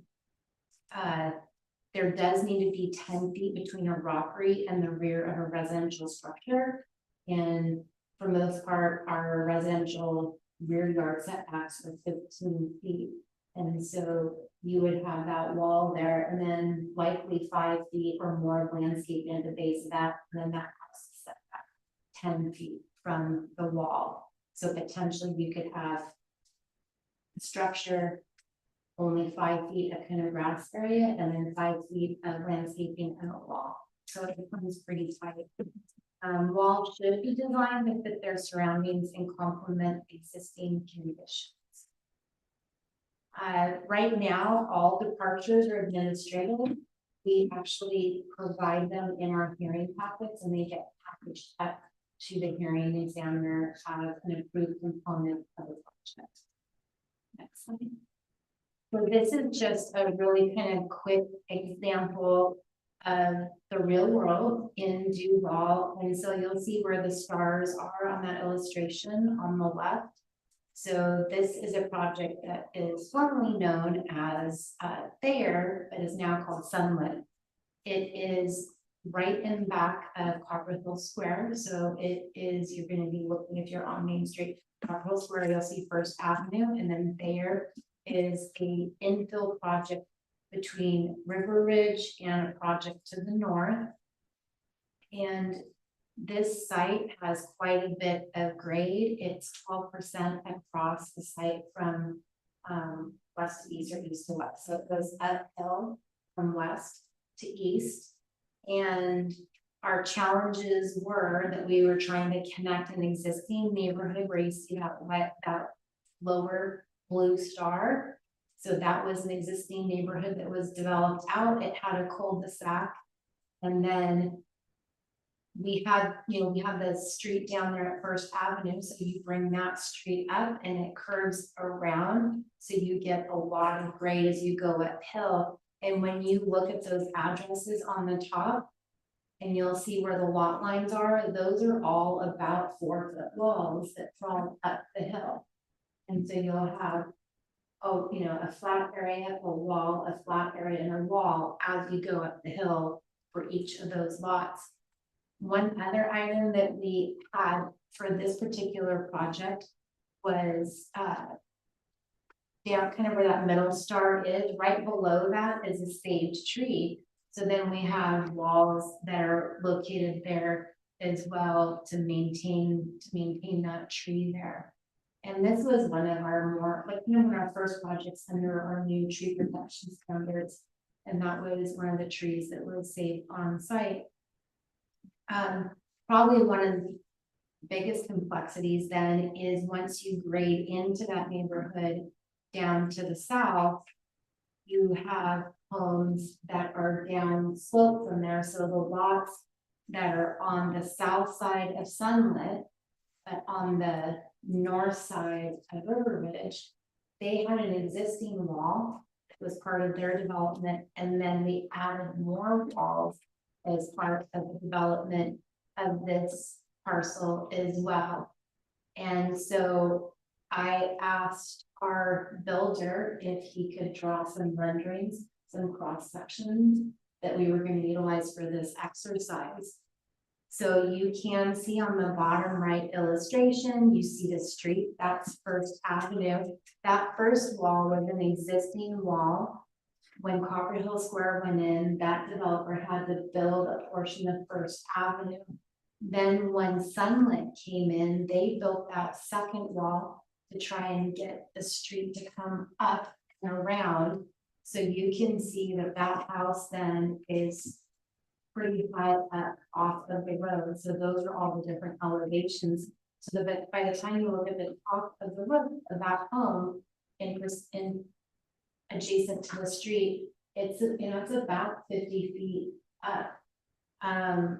And while that is definitely an issue, what exacerbates that is that, you know, our other standards within our development standards, like within our zoning district for setbacks and floor area ratio and the allowed height of the house, that then allows them to do essentially a 3-story daylight basement versus maybe a single daylight basement. So that's what you'll see from First Avenue when this particular lot builds out. And then the illustration up on the top left, you'll see the house that's right there on the bottom is that house now on the left, on the right.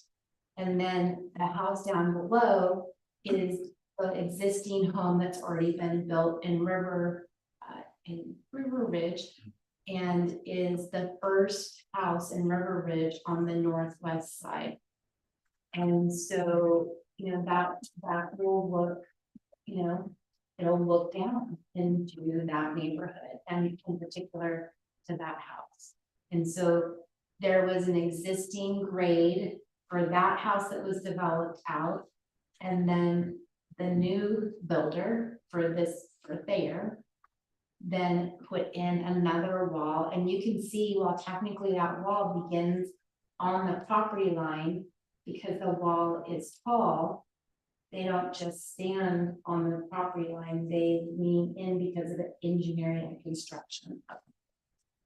And then the area between the wall and the fence to the house and the property line is about 17 feet. And so there's a 10-foot landscape buffer, and then about another 5 feet in building setback. So this is kind of what we're seeing build up. This is in some cases a worst case scenario, honestly. One of the situations where, you know, we've definitely seen it in staff and looked at it and have had those conversations. I have another slide. And so these are just some of the illustrations that we're bringing forward. Not all of these are in Duval. But this one on the left, you know, we definitely cranked our heads out when we were going through and doing inspections, like, how did that happen? Well, how it happens is that the wall is set on the property line, which is allowed by our code. And then the wall has to, you know, cantilevers a little bit because as it gets higher, it moves off the property line. And then our zoning code in our development standards for the zoning district allow penetrations into the side setback for certain items. So you'll see in there, that is a fireplace penetration. So we allow some encroachments into the setback within the zoning code. So you'll see that. So then what happens as you have the wall on the lot line, that as it gets higher, comes into the lot line, and then you have that penetration, you now have created a pinch point. So right away, we have to have a conversation with our home builder and say, we have to have a minimum of 3 feet cleared. So in many cases, they had to go back and notch out their wall so that the new owner could walk around it. That is not ideal. But it is not just happening in Duval. We're not the only place that this happens to.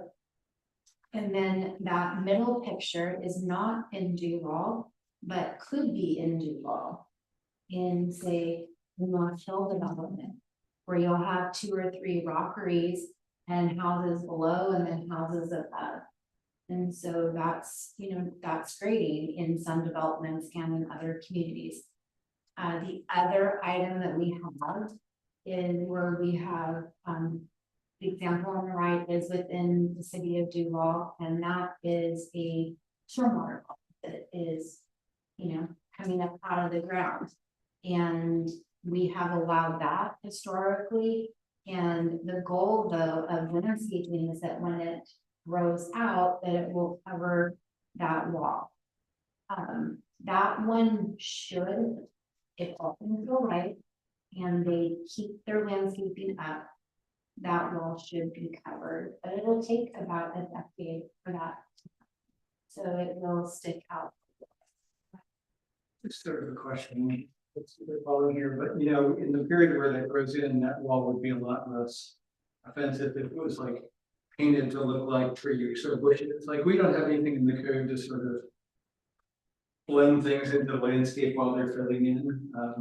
That seems like a low cost, but obviously we're looking up at the concrete model list for the 5 years that we know. We have a requirement to make them do it, but we could do it through our, our SEPA mitigation measures for visual measures and blank walls.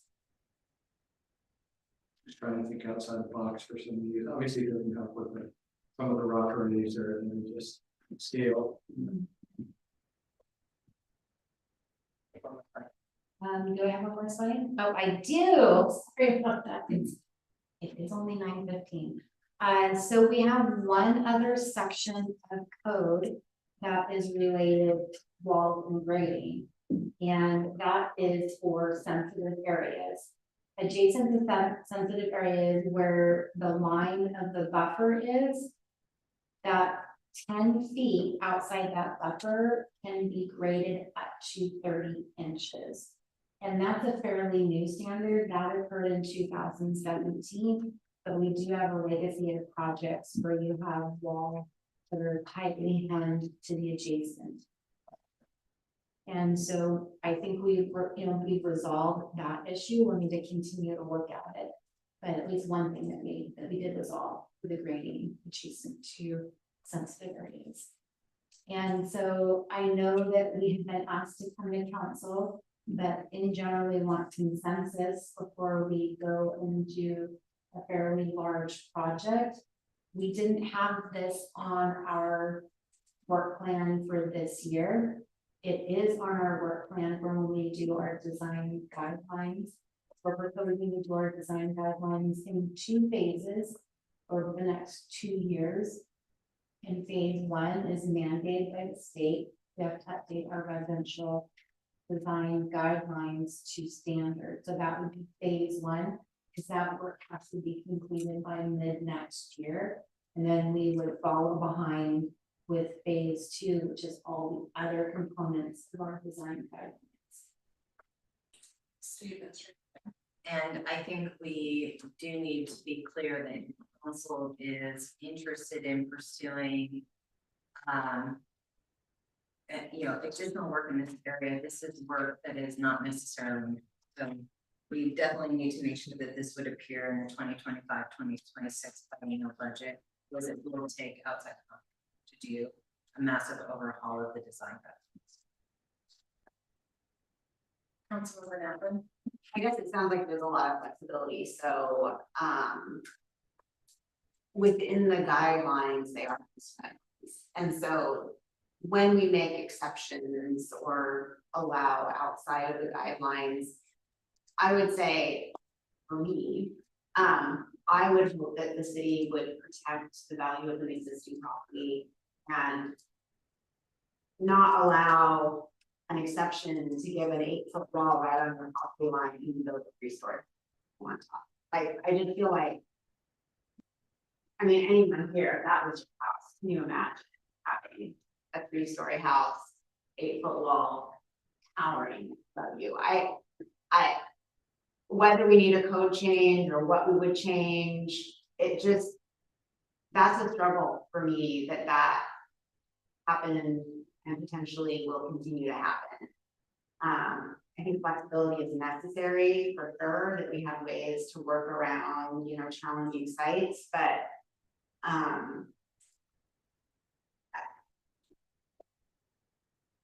I'm not ignorant if all we would do is change guidelines, and the guidelines already say, you know, 4-foot wall, and we're going above that. You know, spending money to update guidelines to something else that also can still be, you know, administratively creating exceptions that. I mean, you put a wall in when there's grade change. You know, I don't know, I'm just trying to understand how to represent the constituents that we all have, so that these kind of things don't happen, because selling a home and having to live in a home where you feel like you are down in the cavern wall and a 3-story house above you. I just feel like those are things that we can't let happen, and I don't know what needs to be done. We have a lot of infill type stuff, and we have a lot of slopes. And so if this is gonna continue to happen, then do we do something? Is it a direction that, you know, the council expresses, like, let's make sure that doesn't happen again? I don't know. I just have heard complaints. I've seen it with my own eyes. Boy, if it happened to me, I would be absolutely furious, rightfully so. So I don't know where to go from here. City Administrator McNabb, I think we want to be careful about attributing, you know, motive or condemnation to any of the things that have happened in terms of the approvals that have been made. I mean, I think Public Works and Planning, and certainly the Planning Commission, have, you know, worked diligently to create an environment that meets the design guidelines, but occasionally there are things that you know, for instance, the example that was illustrated here also involved protecting a very large tree on that site and building capacity in that site with very steep grading. And Director Thomas and I actually went out yesterday to look at that site.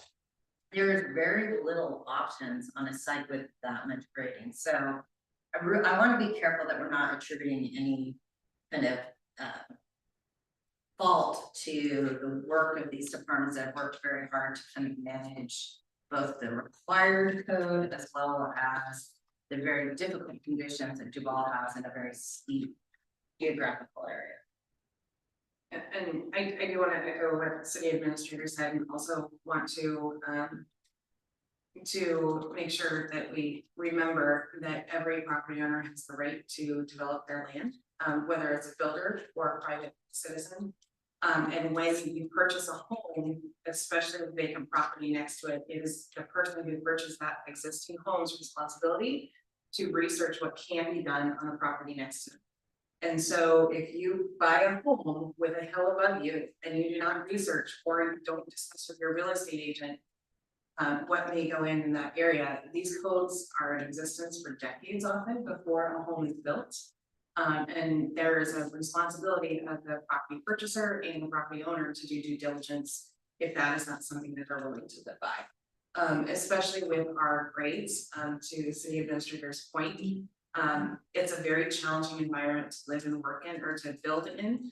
I do know many people that have homes with those homes towering above them, and they think it's just fine. So I think it's a personal preference issue. There are people that don't mind it. There are people that do mind it. The people that do mind it have a right to purchase a home elsewhere, but we also have to ensure that we are following our code and providing the opportunity for personal or private property owners and property owners in general to build on their land as allowed by. We are the reserve property rights state as well. So that goes into it as well. And making sure that we're not individual small group making decisions for the entire community. I will make a note, we do need to do a quick motion to extend this meeting. So if someone wants to make a motion, that would be great, and then I can go to council members. All those in favor, please say aye. Aye. All those opposed, please say no. No. Councilmember Isaacson did send a note to the clerk to let her know that he is unable to stay on. He is not in Duval, he is at work. So thank you, Councilmember Isaacson, for staying so late. And we will see you soon and get you updated on the rest of the week. Have a good trip. Yep. No, I appreciate it. I enjoyed it. Have a good day. Appreciate all your work. Yeah, I sort of just had a quick clarifying question about Director Thomas's question. I think, and it went a little bit, I think, to what you were asking a little bit in terms of the ask of council in terms of one, if there's things that could be done, because I think to assess like directional guidance, like are there options or improvements that can be made in the code that would make the improve the situation or the options available to staff. And then I think, respecting probably, because that's the other part is, people can build, and then whether or not there is enough from a prioritization perspective. I guess I'm deferring to your expertise a little bit in terms of, if there would be an ROI for doing this sooner rather than waiting for the second part of it, because obviously there's the cost and the investment to go into it sooner rather than later, and is there enough in the pipeline that we get that. So a couple of things. One, it's not just about updating this code section. Part of the drilling is in the zoning code where you have FAR, the allowance of how many floors you allow or what. Your zoning designations, because that's part of that property rights issue. If you have it zoned R8, they're supposed to be able to get 8 units per acre with some exceptions. If there's, obviously areas on it, and we take that out. So it's kind of a two-pronged approach. Like we need to make those changes. So those are probably as equally critical as updating. That would be your question. One story with a basement versus a multi-story with a basement. And I think it will just become more challenging as we go on, because we are going to be doing more infill development versus large development. And there is just grades that we have to meet to get from one part of the neighborhood to the next. The engineer was, and I talked about it today. I'm like, okay, what could we always do on kind of tabletop? What could you have done differently? And one of the items, that we had talked about, even a year ago, when, well, maybe we should just have pulled this out here and let, and done it differently. It still would have been a 12% grade. It just wouldn't have called over to the south. The challenge with that is we're also looking at having to have more access in and out of neighborhoods because of fire resilience. Yes. And so Boris and I talked about that today, and I said, maybe 2 months ago, I would have said, yeah, let's hold this action. But now today, given what's going on and the pressure there's going to be from the insurance industry, from the state building codes, I think I wouldn't go backwards and say, no, we shouldn't have put, we should have let the whole stuff. But the decision to go all the way in and out of the neighborhood was absolutely the right decision. Are there some other things that we could have done better with some of the grading? Of course, we can always, we can always do better. State. So yeah, on topic 2, you have to remember the bulk of the layout is guided by access, right? Vehicles, and then utility, but like, they were talking about cul-de-sacs. The only problem in this example, if you would run a cul-de-sac out, then you would have had similar grading occur anyway, because you would have had to run the utility around, not sewer per se, but water for looping. Again, redundancy, resiliency with multiple access for your service is also important, right? I don't want to minimize the conversation, but the bulk of the town is built out. So I think you're looking at some sort of infill applications. How does that work? What's left? I will attest, I would probably not have lasted as long as Laura's role as she has. There's no way I could have spent many hours with over on walls. I acknowledge it, so kudos for the effort, because she does put it in, she takes, whether she hears it directly or not, there's plenty of heat because of how much planning pushes. And again, it is a remnant of access. There is pretty much maxed out at 12–15%. Again, you don't go steeper than the utilities. And if you have to leave trees and not grade around them well outside their grip lanes, you're stuck. You know, we don't want, we can't have sewer greater than 15%. And you can separate it, and nobody needs that. And so there's so many things that go into that, the creation of that zone and grading lots. You know, density and all that is another story. Sure, it's less dense, you get more space. Great, slopes get minimized with length, right? So, but we are, and yeah, not for the world. The point, they try real hard. We have some things that make the puzzle set, and then they have to fit the rest of it. Not easy. Councilmember Kupo? Just clarifying, is this like a first patch thing? Come back to later? We have a request to bring it. And we found what that's bringing it. To kind of revise the design guidelines, and the council wishes to add more requirements to planning, and that's an ask, and you know, we may decide to do that or not. You know, from the state staff perspective, we want to make sure that it's in a line of work that needs to happen. Placing it on Director Thomas's list in the next year, I would say, as her manager, is not something that I would support. Because she has so much of the required state regulatory work in the next year. That's just when the rise to the surface. Stuff we have to do because the state tells us to, that's what we want to do. If this isn't just looking at the design guidelines, we'd also have to cross check all of the zoning codes that are required, and you know, the state regulations to make sure that if we change the design guideline, that it matches the code. It's a big project.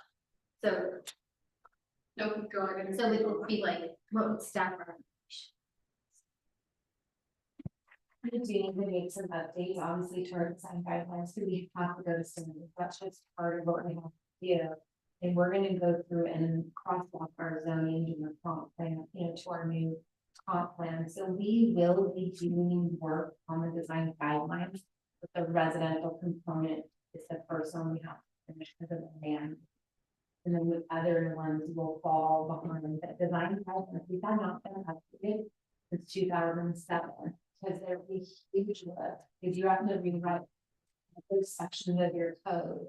It's a couple hundred pages that would be dealing with going back and forth and crosswalking it. But it is hard to do that. It's been since 2007.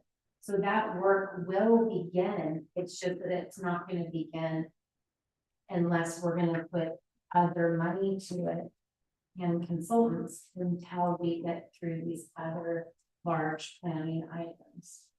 And then hope, by the way, the legislature doesn't. Yeah, I know you had mentioned, and then just that was related, how it's what I was gonna ask, but about working on design guidelines, like rough estimate of what year that would be, or We're gonna do a design component next year, and then we do on our follow. You know, with design guidelines, but that is probably a 12 to 18 month project, and it's a very expensive project. I went back and I looked to see how much the design guidelines were from 2007, and we spent almost $200,000 on landscape and design guidelines. So we have, you know, only so much money as well. Since my follow-up would be, yeah, I struggle with whether to put a bunch of money toward initiating it sooner without the lot more, but I know we're hitting anyways, but I also know every time we get a consultant, it still takes stuff, I mean, it still takes a lot, and if we actually have to see for that, I think as long as, you know, we're working toward it, the timing issue, it's hard because then if you prioritize one thing, well, what's now on the back burner? You know, if there's no fully right answer to it, you know, I know this is important and, I think I'm comfortable with working toward it on the timeline that already exists for it.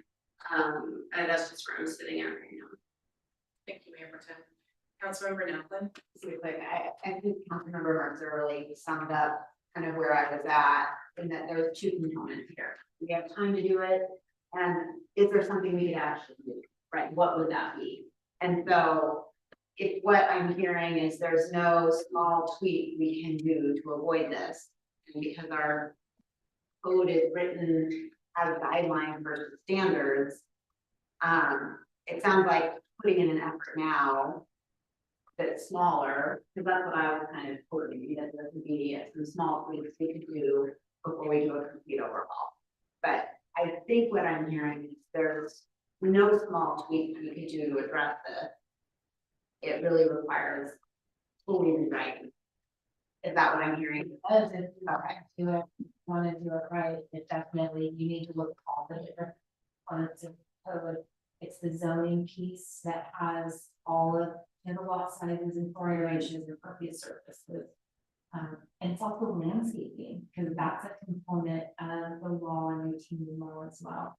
And then the design guidelines, and thank you for Steve for recognizing that we, like, I need you to understand, we go sometimes to battle just over grading. And it happened to be just before Cynthia, like, hey, let's bring this to council. I would just come thrilled in a pre-application meeting about how inflexible I was related to specifically walls and grading. And I said, there's only so much flexibility we have administratively, which is true, because there were other components and other code sections that were going to prevent them from doing what they wanted to do. And again, it's a super the application we were going over was a super steep site. So that's when we pull out like our other card, which is, will you do public art? Can you do a zoning law? Like trying to pull some of those other triggers, because you are trying to fit commercial development or non-residential development within this community. And some of our most difficult sites are sites that are on the east and west side of Main Street. And we will not get commercial development if we do not.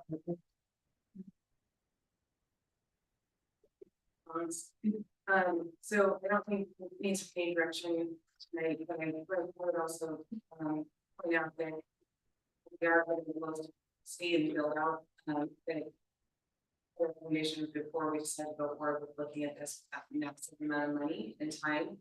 On this one item that we potentially do some sort of easier evaluation of how many lots are likely to be affected by this before making a decision to invest, because if we're down to 100 lots total in the entire city, it could be affected by this. That's not a lot in the big scheme of things, as well as the kind of effort of taxpayer money going to benefit really a relatively few number of future residents. So thank you for the conversation. We have one statement of business before we go to executive session. It's a discussion of the grant application. Oh, I'm sorry, two more. First up, agenda bill 24-49, appointment of a new member to the Duval County Commission. Thank you, City Administrator. It's very late, so it's been a long day. Would someone like to make a motion?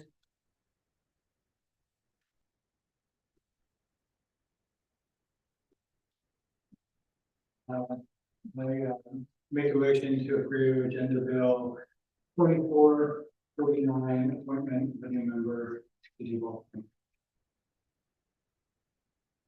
Second. Is there any discussion?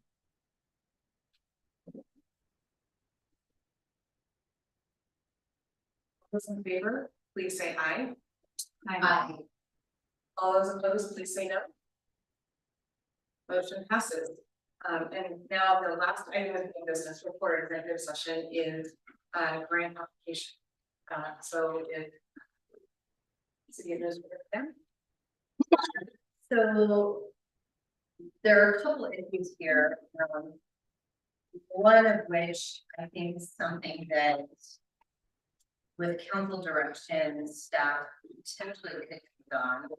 So the request for the floriculture grant is a couple different things. And one is doable. The grant application is due the first week of September. So we'd have to get on it right away. So the request relative to the facilities upgrades to Doherty Farmstead is something that we could probably do fairly quickly and figure out how much those upgrades cost. It would be a tight turnaround, and so what I would say is city staff would give it its best effort. We may miss it, but we'll try. And of course, we can apply for a horticulture grant next year. So that piece of the request is something we could certainly look at, and I'll have Director Lanishevsky weigh in. What we are not able to do now is the bigger request, at least from a city staff perspective, of considering whether or not we would sell any of our existing buildings to a nonprofit or a consortium of nonprofits. That's not something we could turn around in, 2 weeks. So we would only be looking at the small portion of it that is could be applied for them. That would give some the farmstead to update it and refresh it. Yeah, in honor of country, the entire meeting is here, is the contact, the president, the viewer, like I said, whenever something's going to, I had a few things I talked to Joe, our operations manager, about what that building needs. Obviously, she calls me maybe every other week in the winter. The furnace is out, so the furnace needs a complete overhaul. I don't think she'll disagree with that. I did talk to the granting agency today. She was very kind to call me back, and her little auto response and email was, I'm super busy because of the deadline, so thank you. I'm going to do as I can. So she called. They do have funds. They do not cover regular maintenance, but windows, and again, I explained to her, she's like, well, I don't do windows, we have to take them apart, rebuild and put them back. It's a historic building. But yeah, they are qualified to participate on the city's behalf on it somehow put together, and country has how maybe we could economies are and get help for grants, but I don't know how. I haven't looked at how elaborate their requests are. I know we've done them in the past. The hardest part is just going to be getting real numbers on the work. If you think getting window cleaned in your home is hard, try getting someone to come close getting a historic building window. It's super hard. So I just fear we throw numbers at our right, but we can try. I don't think their work is overly complicated and programming. They do have new scoring rubrics now, so we're not going to score as well because minimally 25% have been litigated outside city. So the $23 million pool just got reduced to 6 and change. So of that, then they have new grading criteria too with inner city, diversity, equity. We're not going to score well on those, but we can still apply. There's no reason in the rules we can't apply. So I guess that's kind of saying go get your hopes up, and then we can cobble something together. And I have no problem working with country, and she works hard on the city's behalf all the time up there. So doing what we can to do that work. I think she said it up there, painting the bunkhouse, some structural column work on the porches, stairs and railing, right? Some windows, I think the furnace.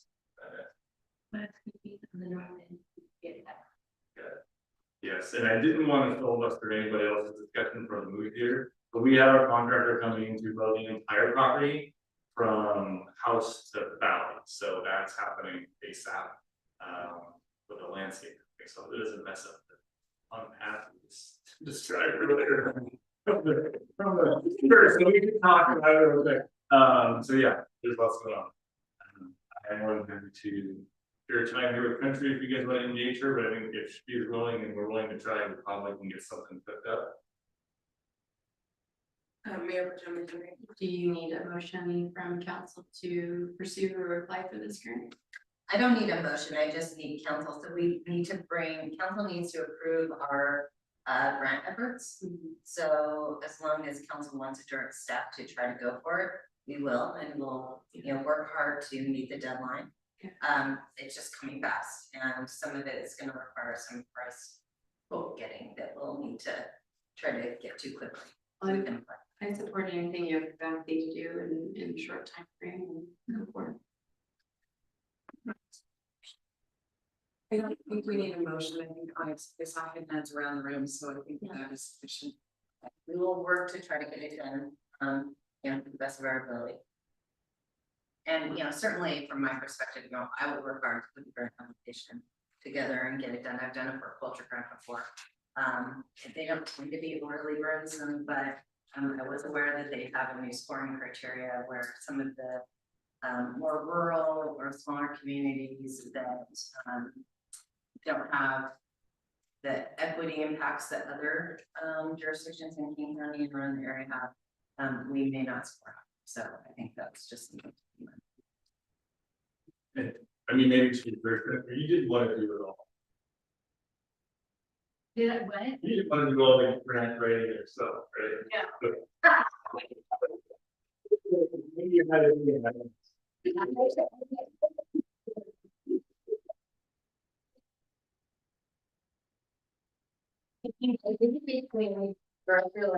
Be getting quotes and my commitment to sit in the right, we can probably get something in, will it be perfect? Maybe not, but we will try our best.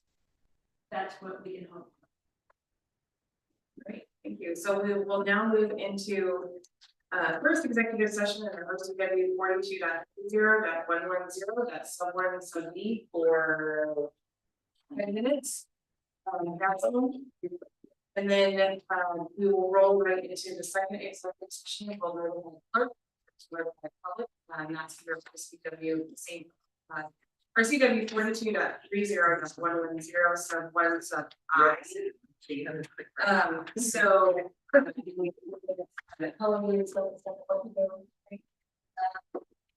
10 to 15 minutes, 10 to 15 minutes, and then again, the clerk will notify the public. We do not expect any action to be taken after executive session. We do on the second part, so we will on the second one potential action. So anyone that would like to stay, please do. And we will adjourn for executive session for 20 minutes.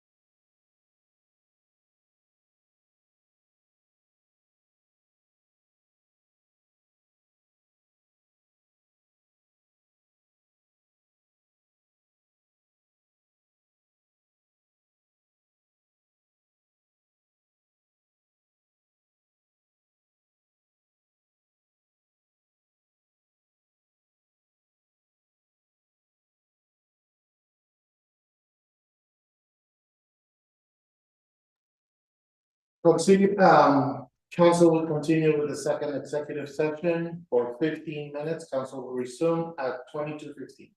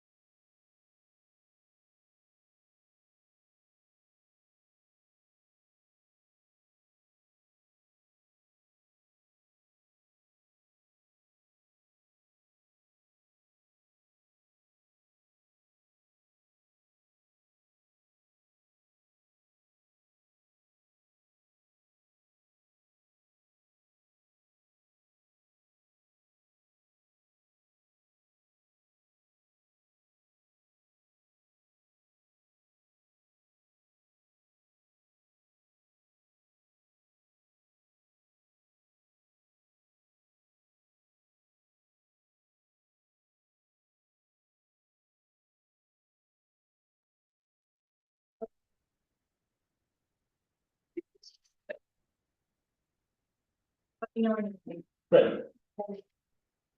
Right, we have resumed from executive session at 10:13 PM. We have one last item, and I'll turn it over to the mayor. I move to authorize the city to settle the potential litigation matter in accordance with course action recommended by city staff. Any discussion? Seeing none, all those in favor, please say aye. Aye. All those opposed, please say no. Motion passes, and with that, unless there's an objection, this is adjourned at 10:14 PM.